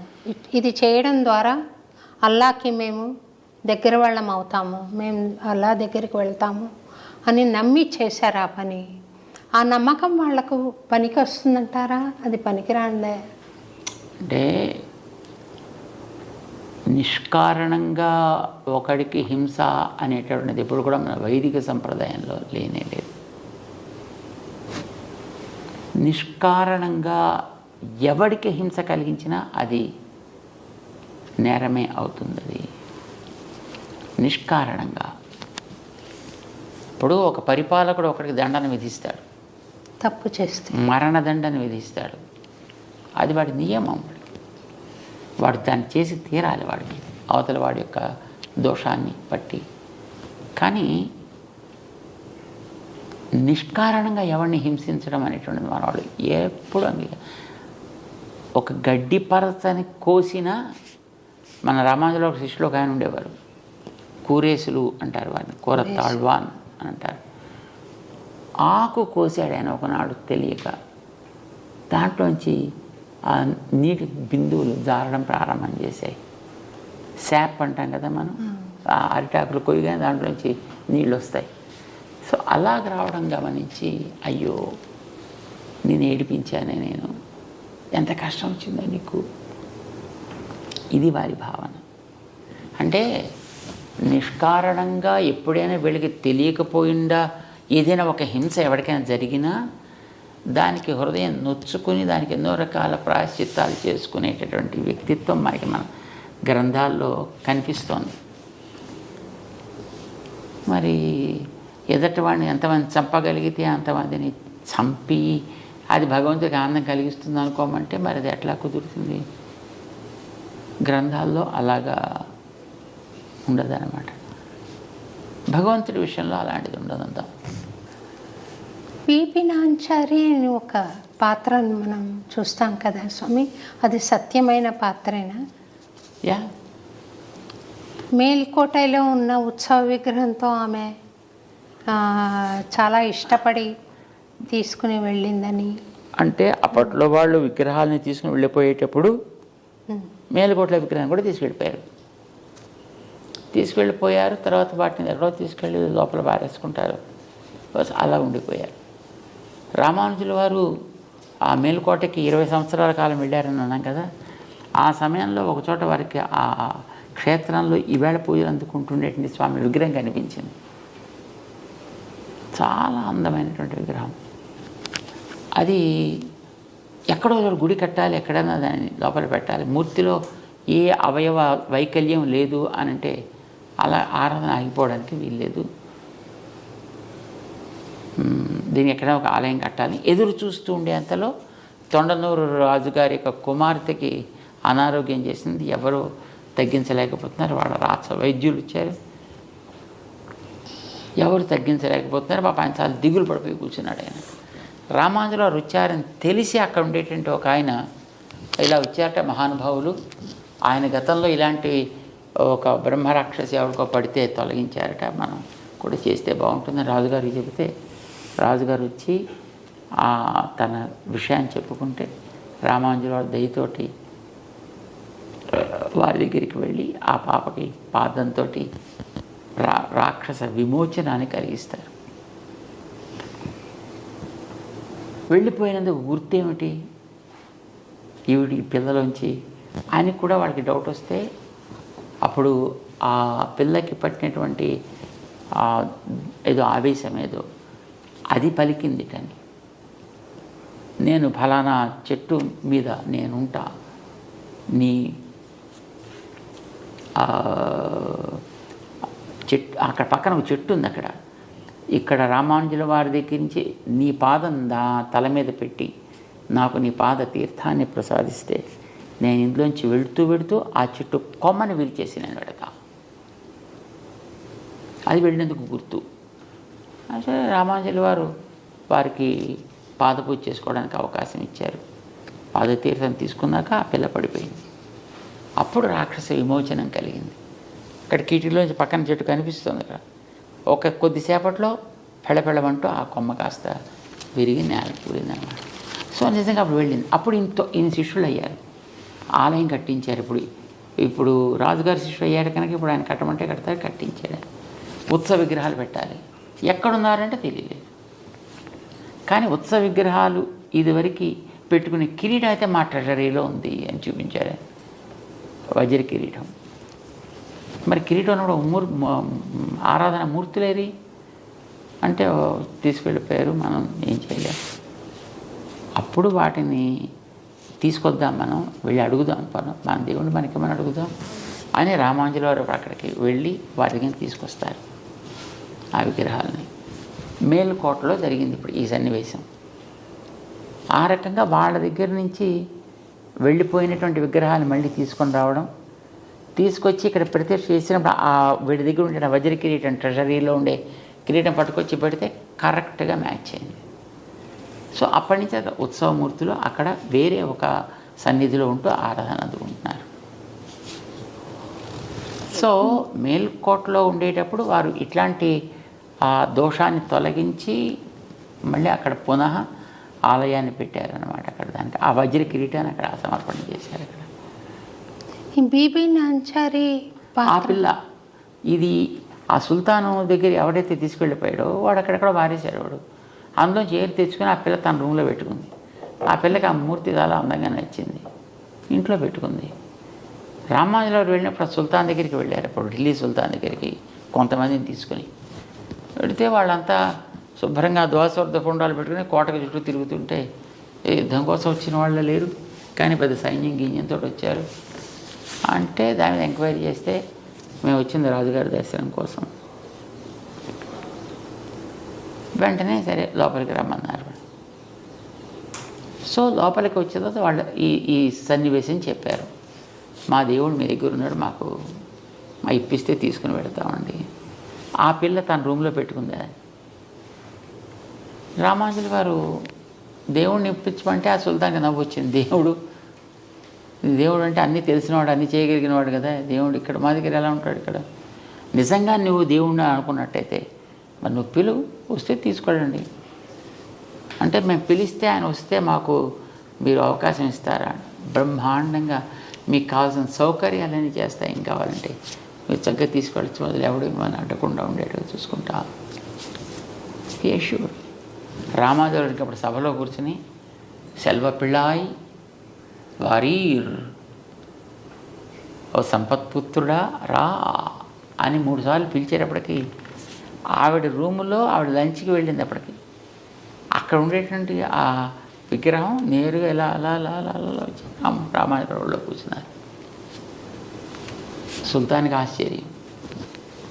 వెంటనే ఆయన తన యొక్క పరివారాన్ని అంతటిని కూడా ఇచ్చి వీరికి పంపించారు. ఆ రకంగా పట్టుకొచ్చేసి వీరు గుర్రాల మీద తీసుకొచ్చి మొత్తం ఒక 2 డేస్లో అక్కడ మొత్తం ఆలయం ప్రతిష్ఠ అయిపోయింది. యాజ్ యూజ్గా పెట్టేసుకున్నారు. ఆ తర్వాత ఈ పిల్ల వచ్చింది. ఎందుకంటే నాన్నగారి దగ్గర మొట్టమొదటి చెప్పింది, నాన్నగారు ఏం చేయలేదు. సరే అన్నారు, మేము మధ్యాహ్నం ఎవరో వచ్చారే తీసుకెళ్ళిపోయారు, అది నో ఐ వాంట్ ఇట్. సరే మరేం చేస్తారు? ఆవిడ అడిగినప్పుడు రథం గట్రా ఇచ్చి ఆవిడ పంపించారు. రామానుజుల వారు వెళ్ళిన దారిలో. కానీ ఆవిడ చూడు 10 రోజులు అయింది. కానీ రాసపుత్రికి కదా ఆగుతూ రావాలి. సరే వచ్చింది. గుళ్ళో దేవుడు తాను ఆరాధన చేసుకునేటువంటి, తను ప్రేమించినటువంటి ఆరాధన కాదు, వాడికి ఆరాధన ఏం తెలుస్తుంది, తను ప్రేమించిన వ్యక్తి ఎదుర్కొంటూ ఉన్నాడు. అక్కడ వెళ్ళి ఒకసారి నేను తెచ్చేసుకుంటా అన్నట్టుగా అటుపక్కకి వెళితే ఆపేశారు. దీన్ని దాటి వెళ్ళడానికి వీల్లేదు. ఏం చేయాలి? ఆ పిల్ల ఆ మాట తట్టుకోలేక, నేను ఎన్ని రోజులు నా రూమ్లో పెట్టి హాయిగా ఆడుకుంటూ ఉండేటటువంటి ఆవిడ దృష్టి అది బొమ్మే కావచ్చు, కానీ she was so attached to that. దాని దగ్గరికి వెళ్ళకపోయేటప్పటికి అక్కడే దుఃఖంతో కూలిపోయింది, చనిపోయింది.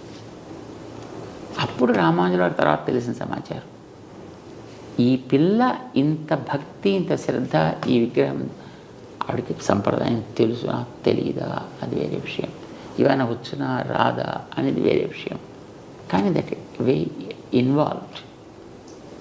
ఇది చూసి రామానుజాచార్యుల వారు ఆమెకు కూడా సాక్షాత్తు లక్ష్మీ అంశ లేకపోతే ఇంత ప్రేమ ఉండదు కనుక ఆవిడ కూడా లక్ష్మీలాగా ఆరాధనలు జరగాలి అని అక్కడ ఏర్పాటు చేసి పెట్టారు. అక్కడ మేల్కోటలో ఉందా స్వామి? మేల్కోటలో ఇప్పుడు బీబీ నాంచియార్ అంట.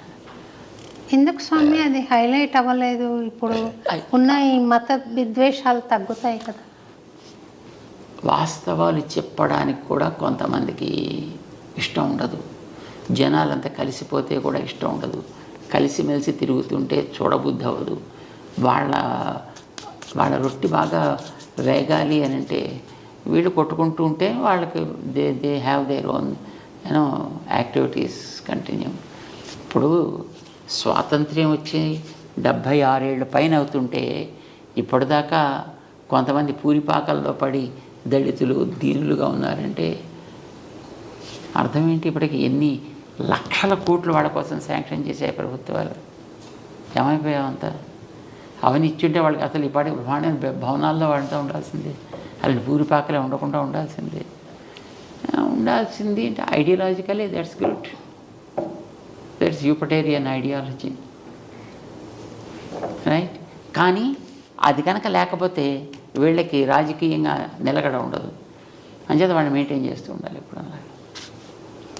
ఒక చిన్న భక్తురాలిగా నేను ప్రచారం చేయొచ్చా స్వామి ఆ కథ? చక్కగా చేయాలి. మన ప్రైమ్ మినిస్టర్ గారే చెప్పారు రామానుజుల వారి విగ్రహాన్ని ఆవిష్కరించడానికి వచ్చినప్పుడు. ఇక్కడ వచ్చి చెప్పారు కానీ అన్ని చోట్ల చెప్పాలి కదా. అన్ని చోట్ల అవసరం ఎక్కడ వస్తే అక్కడ చెప్తారు, దానికే ఉంది. ఇప్పుడు రామానుజుల వారి స్టాంప్ రిలీజ్ చేశారు ఢిల్లీలోనే, వారి భవనంలోనే చేశారు, బ్రహ్మాండంగా చెప్పారు అప్పుడు దాని గురించి. ఆ రోజుల్లో 1000 ఏళ్ల క్రితం రామానుజుల వారు చేసినటువంటి సామాజికమైనటువంటి విప్లవాలే కాదు, ఆధ్యాత్మిక రంగంలో వారు చేసినటువంటి రెవల్యూషనరీ చేంజెస్, రిఫార్మ్స్, ఇంత పదవి పవరు ఉండి కూడా మా చేతుల్లో మేము వాటిని టచ్ చేయడానికి కూడా సాహసించలేము. అలాంటి గొప్ప గొప్ప అచీవ్మెంట్స్ వారు ఆ రోజుల్లో చేశారంటే చాలా ఆశ్చర్యం అని ఆనందంతో పొంగిపోయాడని చెప్పుకున్నాయి. సో జనాలకు తెలియకపోలే, కానీ తెలిసిన వాటిని పైకి తెలియనివ్వరు. ఎందుకంటే తెలిస్తే మళ్ళీ జనం అంతా అలాగే అయిపోయి కలిసిపోయి జనం అంతాను వీళ్ళంతా ఉండిపోతే ఇంకా తర్వాత వాళ్ళకి ఇంక చెప్పడానికి ఏముంటుంది. సో రోగికి మందు ఇచ్చేస్తే ఇంకా మళ్ళీ తన దగ్గర రాకపోతే తన ప్రాక్టీస్ పోతుందనుకునే డాక్టర్ చూడండి ఆ రోగాన్ని జీవితాంతం మెయింటైన్ చేస్తాడు, డయాబెటీస్ లాగా. సో ఇలాంటి వాళ్ళు మెయింటైన్ చేస్తున్నారు. కానీ నిజానికి రామానుజుల వారు ఆ రోజులో చేసిన ఉపకారం చాలా అద్భుతం అన్నమాట. అందరినీ కూడా ఒక ప్లాట్ఫామ్ తీసుకురాగలిగారు కదా ఆయన. అందరూ కూడా భగవంతుడితో సమానమే అన్నారు కదా. ఒక మాల వ్యక్తికి తన గురువు గారు అంతిమ సంస్కారం చేయడం తన కన్నులతో చూశాడు ఆయన. చేత మనకి సాంప్రదాయకులలో ఏ రకమైనటువంటి చికాకులు ఉండవు, లేవు. కానీ అందరికీ తెలియడానికి తెలియచేయాల్సినటువంటి స్థాయిలో ఉండేవాళ్ళు తెలియజేసే ప్రయత్నాలు చేయటం లేదు. మిగతా వాళ్ళు చెప్పేది కొంతవరకు పెడతాయి. మాస్లోంచి వెళ్ళడానికి కావాల్సినట్టుగా ఉంటే అది ఎక్కువ మందికి రీచ్ అవుతుంది. ఈ ఆధునిక యుగంలో కులం యొక్క ప్రాముఖ్యత ఏమైనా ఉందా స్వామి? వేస్టా? కులము అనేటటువంటిది ఒక స్కిల్ని బట్టి వచ్చినటువంటిది. ఇప్పుడు వ్యవసాయం చేసేటువంటి ఒక రైతు ఉన్నాడు అనుకోండి, ఆ రైతు యొక్క పిల్లాడికి 6 ఏళ్ళు 7 ఏళ్ళు వయసు ఉండే పిల్లాడికి కూడా తండ్రి వెంట వెడుతూ ఉంటాడు కనుక అతనికి తెలుస్తుంది ఏ సీజన్లో ఈ గింజలు నాటాలి, ఏ సీజన్లో నీళ్ళు కట్టాలి, ఏ సీజన్లో అక్కడ దానికి తూములు అవన్నీ తెరవాలి, ఏ సమయంలో దానికి కోతలు కొయ్యాలి, ఎప్పుడు ఎట్లాంటి సమస్యలు రావచ్చు, ఎలా కోసి ఇంటికి ఇవన్నీ వాడికి కరతలామలకంగా ఉంటాయి. ఇది స్కిల్ అంటాం, ఇది కులపు ప్రభావం అంటాం. అది వ్యవసాయానికి మీకు ఎగ్జాంపుల్ చెప్పాను. మీకు ఎంఎస్సీఓ లేకపోతే ఇంకోటి ఏదో అగ్రికల్చర్ ఎంఎస్సీ చేసిన వాడిని వెళ్ళి గింజలు నాటరా అంటే వాడికి నాటుడు రాదు, పోత రాదు, వాడికి ఇంకోటి రాదు, వాడు ఏం చేయలేడు. వాడికి చదువు ఉంది, వీడికి పొట్టనిండా అక్షరాలు ఉన్నాయి, కానీ చేతులకి మూమెంట్ లేదు వాడికి. కానీ ఆ కుటుంబంలో ఉండేటువంటి పిల్లలకి లేకపోతే వాళ్ళ బంధువులకో వాళ్ళకి అన్ని స్కిల్స్ వాళ్ళకి వచ్చి ఉంటాయి. దాంట్లో వాళ్ళు ఎక్స్పర్ట్స్గా ఉంటారు. వీడికి బయట చదువు కూడా తోడైతే తాను చేసే పనిని మరింత వేగవంతంగా మరింత ప్రొడక్టివ్గా చేయగలుగుతాడు. కులాలన్నీ అలా వచ్చినవే, ఒక్కొక్కటి ఒక్కొక్క స్కిల్ని బేస్ చేసుకుని అవన్నీ కూడా వచ్చాయి. కానీ ఈ రోజుల్లో ఆ స్కిల్స్ అన్నిటిని కూడా మొత్తం పూర్తిగా దే పుల్ డౌన్. నాకు చాలా సంతోషం కలిగించిన విషయం స్వామి, మీరు ఇళయరాజా గారి కార్యక్రమం ఏర్పాటు చేస్తున్నారని. ఆయనకు అంత సంగీతం అబ్బింది. మనం అనుకుంటున్న అగ్రవర్ణాలకు చెందిన మనిషి కాదు. మీరు పిలిచారు, నాకు చాలా సంతోషం అనిపించింది. ఆయన అంతటి కంపోజర్గా నిరూపించుకున్నాడు అన్ని పాటల ద్వారా. ఇళయరాజా గారు ఒక వాద్య సంగీతాన్ని ఆయన అమర్చినట్లుగా ఇంకెవరు అమర్చలేరు స్వామి. అంత అద్భుతమైన కళ ఉన్న మనిషి ఆయన, టాలెంటెడ్ పర్సన్.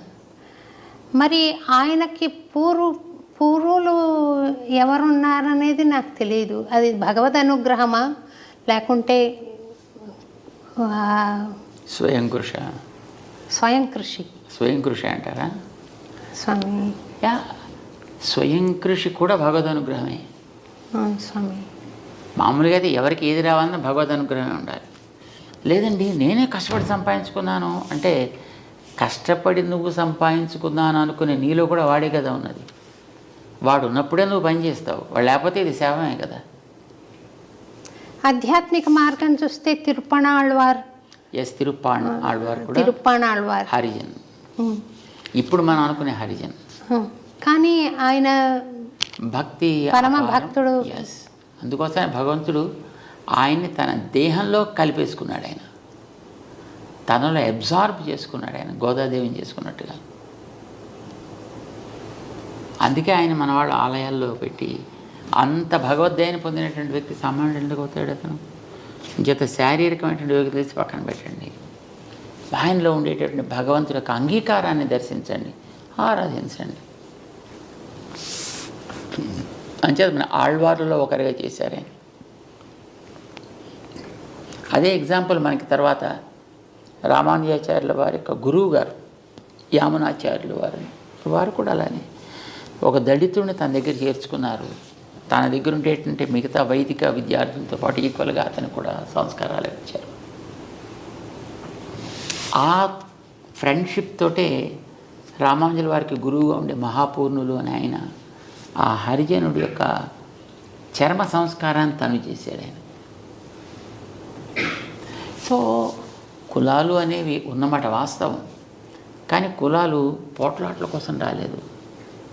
కులాలు అనేవి కళని పెంచుకోవడానికి కోసం వచ్చాయి. మనకి కళలు పెరగాలి, కులాలు మనకి అభ్యంతరం కాకూడదు ఎప్పుడూ. కానీ అది సరైనటువంటి రీతిలో ఉపయోగించకపోతే అది ప్రమాదం అవుతుంది. దానికి సరైనటువంటి మార్గాన్ని చూపించకపోతే అది ప్రమాదకరం అవుతుంది. ఇప్పట్లో చూడండి, ఈ రోజుల్లో ప్రతివాడు ఆ కులం పేరు చెప్పుకొని, ఇదివరకు 4-5 కులాలు ఉండేవి, ఇప్పుడు 5-6 వేల కులాలు అయిపోయాయి మొత్తం అంతా. మరి ఎక్కడి నుంచి వచ్చాయమని తెలియదు, ఎందుకు వచ్చాయమని తెలియదు. పోయిన వ్యక్తులు ఆ కళని మనం పోషిస్తున్నామంటే ఆ కళని దారుణంగా నాశనం చేస్తున్నాం, వైజ్ఞానికం అని పేరు పెట్టుకుని. ఇప్పుడు వంశపారంపర్యంగా కొన్ని గుణాలు వస్తాయి, కొన్ని స్కిల్స్ వస్తాయి అని మనం అనుకుంటున్నాం కదా స్వామి. అలాంటి మంచి వంశంలో పుట్టి కూడా ఊహించని పరమ దుర్మార్గ పనులు చేసిన సన్నివేశాలు మనం ఈ మధ్య కొన్ని చూసాం స్వామి. ఎందుకు అలా జరుగుతుందంటారు? వాళ్లకు మామూలు విలన్ లాగా కూడా కాదు, అది అత్యాచారం జరుగుతుంది. ఎందుకు అలాగా? అదే వాళ్ళు పొరపాటున మనుషులే పుట్టారు వాళ్ళు, ఎక్కడో పుట్టాల్సిన వాళ్ళు. ఇప్పుడు చూడండి, ఇదివరకు మనుషులు క్రమ పద్ధతిగా జీవించేవారు, మిగతా ప్రాణులు కూడా వాటి మానాన బతుకుతుండేవి. ఇప్పుడు మనవాడు ఏం చేస్తున్నారు, తిండి అని పేరు పెట్టి మిగతా ప్రాణాలన్నింటినీ నాశనం చేసేస్తున్నారు. మరి అందులోకి వెళ్ళి పుట్టాల్సినటువంటి ప్రాణి, అందులోకి ఉండాల్సినటువంటి జీవి ఎక్కడికి పోతాడు? ఎక్కడో చోటుకైతే పోవాలి కదా. క్రమాలు ఏది లేదు, శుభ్రంగా అందరికీ డోర్స్ ఓపెన్ చేసి పెట్టుకున్నారు వీళ్ళు ఇక్కడ మనుషులు. అంచేత తోడేలుగా పుట్టాల్సిన వ్యక్తి మనిషిగా పుట్టి, నక్కగా పుట్టాల్సిన వ్యక్తి మనిషిగా పుట్టి, జంతువుగా, పులిగా, పుట్రగా పుట్టాల్సినటువంటి ఆ జీవులు అక్కడ అడవులు క్లోజ్ చేసేసి అక్కడ జంతువుల్ని లేకుండా చేసేస్తే మరి ఎక్కడ అవకాశం అక్కడే కదా వచ్చి పుట్టాలి. మనుషుల దగ్గర అవకాశాలు ఉన్నాయి, మనుషుల్లో పుట్టేస్తున్నారు. ఆకృతి, మానవ ఆకృతి, ప్రవృత్తి చూస్తే అది. సో మార్చే ప్రయత్నం బలవంతంగా చేయాల్సి వస్తుంది. అలాంటప్పుడు కొంతమందిని నిగ్రహించే ప్రయత్నం బలవంతంగా చేయాల్సి వస్తుంది. మొదటి స్టెప్ అంతే. కానీ నిజమైనటువంటి రెండో స్టెప్ ఏంటంటే వాళ్ళకి కావాల్సిన సంస్కారాలు మనకి ఇవ్వగలగడం, అవకాశాలు సమానంగా ఎదగడానికి ఓపెన్ చేసి పెట్టడం. అది ఈక్వాలిటీ. రామానుజులు చేసిన పని అది. Keep opportunities open to everybody. దాంట్లో మన రిస్ట్రిక్షన్స్ పెట్టకూడదు. ఇప్పుడు ఈ కులం వాడికైతేనే ఇస్తా, ఈ లోపల ఉండేవాడికైతేనే ఇస్తా అలా చెప్పకు. ఇప్పుడు నీకు పట్టణాల్లో ఉండేటువంటి వాడు అన్ని రకాల ఎక్స్పోజర్స్ ఉంటాయి కనుక వాడికి త్వరగా విషయాలు గ్రహించే అవకాశం ఉంటుంది. అదే ఒక అడవిలో ఉండేటువంటి వాడికి, ఎందుకంటే వాడు తెలివైన వాడు కావచ్చు, కానీ వాడికి ఆపర్చునిటీస్ ఆర్ నాట్ దేర్ కనుక వాడు దాన్ని నేర్చుకోలేకపోతాడు, వాడు వెనకబడి ఉండిపోతాడు. ఇక్కడ నీకు ఉండేటువంటి ఈ ఫెసిలిటీ వాడి కోసం అక్కడ క్రియేట్ చేసి అప్పుడు వాడు ఎలా ఎదుగుతాడు చూడు. అప్పుడు వాడు ఎదుగుదలలో ఉండేటువంటి గొప్పతనం ఏమిటో గుర్తించు. Because that's useful for a comparative study. ఇంక చిన్న ప్రశ్నలు 3 వేసి మీ టైం చాలా తీసుకున్నాను, ముగిస్తాను స్వామి. మీరు స్వామిని ప్రత్యక్షంగా దర్శించగలిగారా స్వామి? యా, వెంకటేశ్వర స్వామిని చూస్తున్నాం కదా. అట్లా విగ్రహ రూపంలో కాకుండా అదే పొరపాటు పడుతున్నాం. అక్కడ భగవంతుడికి తాను కోరుకున్న రూపాలు అనేక ఉన్నాయి. ఒకనాడు తిరిగే రూపంలో వస్తా అన్నాడు, ఒకనాడు తిరగని రూపంలో వస్తా అన్నాడు, ఒకనాడు కొండగా ఉంటా అన్నాడు, నీటిగా ఉంటా అన్నాడు. కొండగా ఉన్నాడు బద్రికాశ్రమంలో, నీటిగా ఉన్నాడు పుష్కర క్షేత్రంలో, విగ్రహంగా ఉన్నాడు ఇక్కడ. అది ఆయన ప్రత్యక్ష రూపం, అది ఆయన స్వయంభూ స్వరూపం. అది మరి ప్రత్యక్షంగా మనం చూస్తున్నాం కదా, నమ్మకం లేదు మనకి అది ఆయనే. స్వామి ఇప్పుడు మీరు మాట్లాడుతున్నారు కదా, అలా అవసరమా? అలా మాట్లాడగలిగారు? అలా మాట్లాడు. ఎందుకు మాట్లాడంటే అలా మాట్లాడడానికి కొన్ని అవతారాలు సెలెక్ట్ చేసుకున్నాడు ఆయన. అలా మాట్లాడే ఏ వ్యక్తి అయినా వాడికి date of birth, date of departure ఉంటాయి. రాముల వారు వచ్చారు కదా, వచ్చారు మళ్ళీ వెళ్ళిపోవాల్సి వచ్చింది కదా, వెళ్ళిపోయారు. కృష్ణుడు వచ్చాడు మళ్ళీ వెళ్ళిపోవాల్సి వచ్చింది కదా. అవును స్వామి. అట్లా అలా కాకుండా పర్మనెంట్గా ఉండాలి అని అనుకున్నప్పుడే విగ్రహ రూపంలో వస్తాడు ఆయన. అది కూడా ఆయన తీసుకున్నటువంటి స్వరూపమే. మరి మనం ప్రత్యక్షంగా చూస్తున్నామా లేదా? మరి దేవుణ్ణి ప్రత్యక్షంగా చూస్తామా, చూస్తారా? ఎందుకు ప్రశ్న రావాలి? మాట్లాడాలని రూల్ ఏంటి మీకు? సూర్యుడు మీకు కనిపిస్తున్నాడా లేడా? ప్రత్యక్ష దైవం మాట్లాడుతున్నాడా మీతోటి? అవసరమా? ఫ్యాన్ పైన తిరుగుతూ ఉంటుంది, మీతో మాట్లాడాలా? అవసరమా? తన స్థానంలో తనుండి తను చేయవలసిన పని చేస్తుంటే చాలు, మీకు కావాల్సినది మీకు లభిస్తుంది. దేవుడేనా అంతే, ఆయన మాట్లాడాల్సిన అవసరం ఉంది. అవసరం అయితే మనసుతో మాట్లాడతాడు. భక్తురాలిగా నేను విగ్రహాన్ని చూస్తున్నాను, మురిసిపోతున్నాను. స్వామి ఫ్లెష్ అండ్ బ్లడ్లో వచ్చి మాట్లాడితే బాగుండు. ఇప్పుడు స్వామి ఎలా మాట్లాడుతున్నారు? అలా మాట్లాడితే మళ్ళీ ఆయనకి మళ్ళీ ఒక మృత్యువు, మళ్ళీ వెళ్ళిపోవడం వస్తుంది. అది మన ఇష్టమా? నో. అంచేది అలా రావద్దు. అనంత అనుభూతి వేరు స్వామి, ఫ్లెష్ అండ్ బ్లడ్లో రారా అయితే స్వామి? నో. కొన్ని అనుభూతులు నాకు భగవంతుడి అనుగ్రహంతో, ఆచార్య అనుగ్రహంతో నాకు కలిగాయి స్వామి. అంటే భగవాన్ మానుష రూపేణ అని. మీరు కూడా అట్లా కొన్ని సందర్భాల్లో నాతో మాట్లాడిన అనుభూతి నాకు ఉంది స్వామి. మనసులో నేను అనుకుంటున్న దానికి జవాబు మీరు చెప్పడం, ఇది భగవద్ అనుగ్రహం ఉంటేనే స్వామి అలా మాట్లాడారు, భగవంతుడి స్వరూపంగా అని అనిపించింది. అంతే ఉంటుందా, ఇంకేమైనా స్వామి దర్శనం ఇవ్వడం అనేది ఉంటుందా స్వామి? అది మనలో ఉండే భావ ఆవేశం అంటాం దాన్ని. ఇప్పుడు మామిడి పండుని తలుచుకుంటూ ఉండేవాడు, ముఖ్యంగా చిన్నపిల్లల్లో. అదే పండు పండు పండు పండు పండు పండు అని వాడు అనుకుంటుంటాను. వాడు నిజంగా అక్కడ ఒక తోట మామిడి పళ్ళు వీడు పెడుతున్నట్టు, దాంట్లో పండు పట్టుకుంటున్నట్టు, వీడు తింటున్నట్టు వీడికి భావన కలుగుతుంది. ఒక్కొక్కసారి పిల్లలకి నిద్రలో అలాగే అనిపించి నిజంగా లేచి నడిచేస్తుంటారు. ఇది భావన తీవ్రత వ్యక్తిలో కలిగేటటువంటి. అది లోపల బయట ఈ తేడా తెలియనంత క్లారిటీ వాళ్ళల్లో ఉంది. భక్తుడికైనా అంతే, భగవంతుడి విషయంలో అంత భావన తీవ్రత ఆ వ్యక్తిలో ఉండేటప్పుడు ఎదురుకుండా ఆ వ్యక్తి ఉన్నట్టు, మాట్లాడుతున్నట్టు, ఆ వ్యక్తి తనతోటి మాట్లాడుతున్నట్టు కూడా అనిపిస్తుంది. ఇది భావనే అని అంటాం. అది భక్తుల్లో ఎక్కడ ఇలాంటివి జరిగినా అది భావనే. నిజంగా భగవంతుడికి అలా రావాల్సిన అవసరం ఏముంటుంది కనుక ఆయన రాటలాగా. అలా అనుకుంటే మనకి భగవంతుడు లేని చోట ఎక్కడ కనుక. ఇప్పుడు ఇక్కడ నీకు ఇలా కనిపించిందంటే ఇందులో కూడా భగవంతుడు ఉంటాడు కదా. నువ్వు ఇలా పట్టుకున్నాడు, భగవంతుడు నేరుగా పట్టుకున్నట్టే కదా.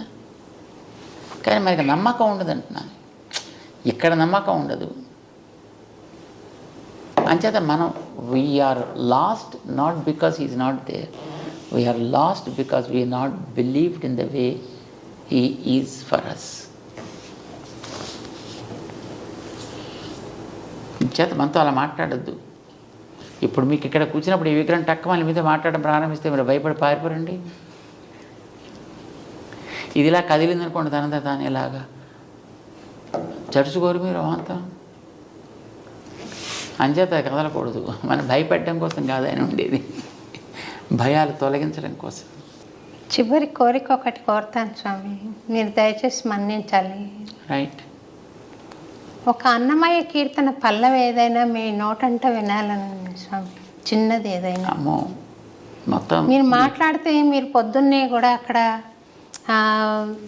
నా దివ్య ప్రబంధం చదువుతున్నట్టున్నారు. చాలా చాలా మెలోడియస్గా వినపడుతుంది ఉంటుంది. ఒక లైన్ అనండి. అంటే ఇప్పుడు మేము అంటే ఇప్పుడు ఈ ముందర కూర్చున్న వాళ్ళంతా ధనమని పడిపోతారు అంతే. ఒక లైన్ అనండి. మళ్ళీ ఇంకోసారి ఎప్పుడు జీవితంలో మీకు పాటలు లేదు స్వామి, అందరూ సంతోషపడతారు. ఒక లైన్ ఏదైనా మీకు తోచిన పాట ఏదైనా ఒక లైన్ అనండి. మాకు అలాగా పెద్ద పాటలు, మాటలు తప్ప పాటల వాళ్ళం కాదు. మీరు పాడారు స్వామి, చాలా అందంగా అనిపించింది. పైన మేము విన్నాము, మాట్లాడుతుంటే కూడా పాడినట్టుగా వస్తుంది స్వామి. అన్నీ ఏదో ఇప్పుడు అదిగో అల్లదిగో శ్రీహరిధామం ఇలా ఏదో అంటుంటాం, అంతవరకే తప్ప ఒక లైన్ అనండి. నిజంగా పాడితే ఒక లైన్ లేదు. పాడండి స్వామి, ఒక లైన్ అనండి. మాకు అలాంటి కంఠం లేదు. చక్కగా ఉంది స్వామి, పాడండి పాడండి. అలాగే అనండి స్వామి, అనండి. అదిగో అల్లదిగో. గతులన్నీ ఖిలమైన కలియుగమందున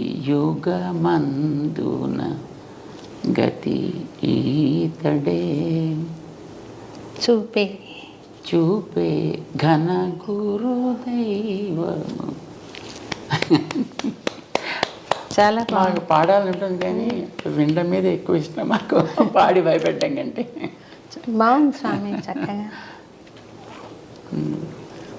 మీరు చాలా టైం మా కోసం స్పెండ్ చేసి ఈ కార్యక్రమంలో మాకు తెలియని విషయాలు చాలా తెలియజెప్పారు స్వామి. అనేక ధన్యవాదాలు మీకు, పాదాభివందనాలు చెబుతూ నాకు ఒక చిన్న ప్రశ్న ఇంకొకటి మిగిలిపోయింది స్వామి. ఆడవాళ్ళు వేదం చదవచ్చా, చదవకూడదా? పుస్తకాలు బజార్లో ప్రింట్ చేసి ఇస్తున్నప్పుడు చదవచ్చా చదవకూడదా అనే ప్రశ్న ఏమిటి? పైగా బజార్లో ఎవరు కొనుక్కోద్దు అన్నారు, ఎవరు చదవద్దు అన్నారు. కనుక చదవచ్చా స్వామి? హాయిగా చదువుకోండి. వేద పఠనం చేయొచ్చు నేర్చుకుని. చదువుకున్నప్పుడు అదే వస్తుంది, అది పఠనమే కదా అది. అంటే నేను కానీ దాని అర్థం మనకేం ఇప్పుడు తెలుసు? మంత్రపుష్పం నేనంటే పర్వాలేదా స్వామి? ఒక దాని మీద మనకి గౌరవం ఉండేటప్పుడు దానికి ఇది నియమము అని చెబితే ఆ నియమం మీద కూడా గౌరవం మనకు ఉండాలి. నాకు వేదం అంటే వల్ల మారిన ఇష్టం అండి, మంచిది. ఆ వేదం తన కోసం ఇది నియమము అని చెప్పినప్పుడు మన నియమాన్ని కూడా ఎందుకు దాన్ని, నీ నియమాన్ని నేను ఒప్పుకోను కానీ నిన్ను నేను ఒప్పుకుంటానంటే దట్స్ ఇర్రిలవెంట్, రైట్?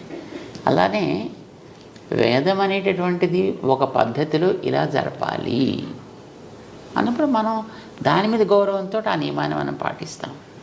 ఒకటి, మనకి భగవంతుడికి అర్పించడానికి ఒక ఉత్తమమైనటువంటి ప్రార్థన కావాలి అని అంటే ఎంతోమంది మహానుభావులైనటువంటి ఆచార్యులు, పెద్దలు, ఋషులు మనకి ఇచ్చినటువంటి ఉత్తమమైనటువంటి ప్రార్థనలు కావలసినవి ఉన్నాయి. చక్కగా ఏదో ఒకటి చెప్పచ్చు మనం. దానికి ఇది నియమం అని చెప్పినప్పుడు ఆ నియమాన్నే నేను పాడు చేసే నేను నా ఇష్టం వచ్చినట్టు చేస్తానంటే దాని మీద మనకేం గౌరవం ఉన్నట్టు. అంటే నియమానికి కారణం ఏదైనా ఉంది? యూజువల్గా వేదం చదవాలి అని అంటే ఆ చదివేటటువంటి వ్యక్తి యజ్ఞోపవీతధారి అయి ఉండాలి. నెంబర్ 1. 3 పూట్ల సంధ్యావందనం చేయాలి, అగ్ని కార్యాదులు చేయాలి. 3 పూట్ల సంధ్యావందనం చేయడం అనేటటువంటిది మహిళలకి బయలాజికల్గా కుదరదు. వాళ్ళకు ఉండేటువంటి మెన్స్ట్రుయల్ డిస్టర్బెన్సెస్ని బట్టి. It's not a disturbance, it's the phenomenon of the body. దాన్ని బట్టి వాళ్ళకి ఆ 3 దినాల్లో 4 దినాల్లో సంధ్యావందనం చేసే అవకాశం ఉండదు. మరి సంధ్యావందనం అనేటటువంటిది 3 పూట్ల చేయకపోతే అసలు వాడికి సంధ్యావందనం చేసే యోగ్యత కోల్పోతాడు అని అంటుంది. మరి వాళ్ళకి ఆ అవకాశం లేదు కనుక వాళ్ళకి అవసరం లేదన్నారు. అవసరం లేదనిపించారు. కారణం వాళ్ళకి సంతానానికి కనేటువంటి ఒక యోగ్యత ఒకటి ఉంది కనుక. వాళ్ళకి అది గొప్ప ప్రివిలేజ్ కదా, అది మగవాడికి ఉందా? వీడు ఎంత ఏడ్చినా ఎంత కొట్టుకున్నా వీడికి అలా సంతానానికి కనేటువంటి యోగ్యత ఎవడిస్తాడు వీడికి? సో ఎవరి ప్రివిలేజెస్ వాళ్ళకు ఉన్నాయి. అవి లోపాలు అని అనడానికి వీల్లేదు. అది వాళ్ళకు ఒక అవకాశం, ఒక అవకాశం. ఇప్పుడు ఆ శ్రమ నీకు అక్కర్లేదు, నీకుండేటువంటి మరొక అధికారాన్ని చక్కగా నువ్వు హాయిగా వినియోగించుకో. ఈ అధికారం వాడికి రాదు కనుక ఎవరెవరికి ఏ ఏ నియమాలు అనేవి ఏర్పరిచి పెట్టిందో ప్రకృతి, దాన్ని పాటిస్తే ప్రకృతి ధర్మాన్ని మనం పాటించిన వాళ్ళు అవుతాం. That's all it is. లేదు చదువుతానంటే చదువుకోవడానికి హాయిగా పుస్తకాలనే మనం చదువుకోవడానికి అభ్యంతరం అయితే ఏం లేదు. దాంట్లో హాయిగా చక్కగా చదువుకోవచ్చు, అర్థాలు తెలుసుకోవచ్చు, ఆనందించవచ్చు. And who stopped? చాలా సంతోషం. థ్యాంక్ యూ వెరీ మచ్ స్వామి. చాలా థ్యాంక్స్ స్వామి. చాలా టైం మాకు కేటాయించారు. అనేక కృతజ్ఞతలు. ఓపికగా విన్నందుకు సంతోషం. మంగళాశాసనాలు చేస్తాను. అమృత తుల్యమైన సందేశం చెప్తుంటే, సమాచారం మీరు తెలియజేస్తుంటే వినడానికి ఏం కష్టం స్వామి. నాకు చాలా సంతోషం. జై శ్రీమన్నారాయణ. జై శ్రీమన్నారాయణ స్వామి. Thank you very much.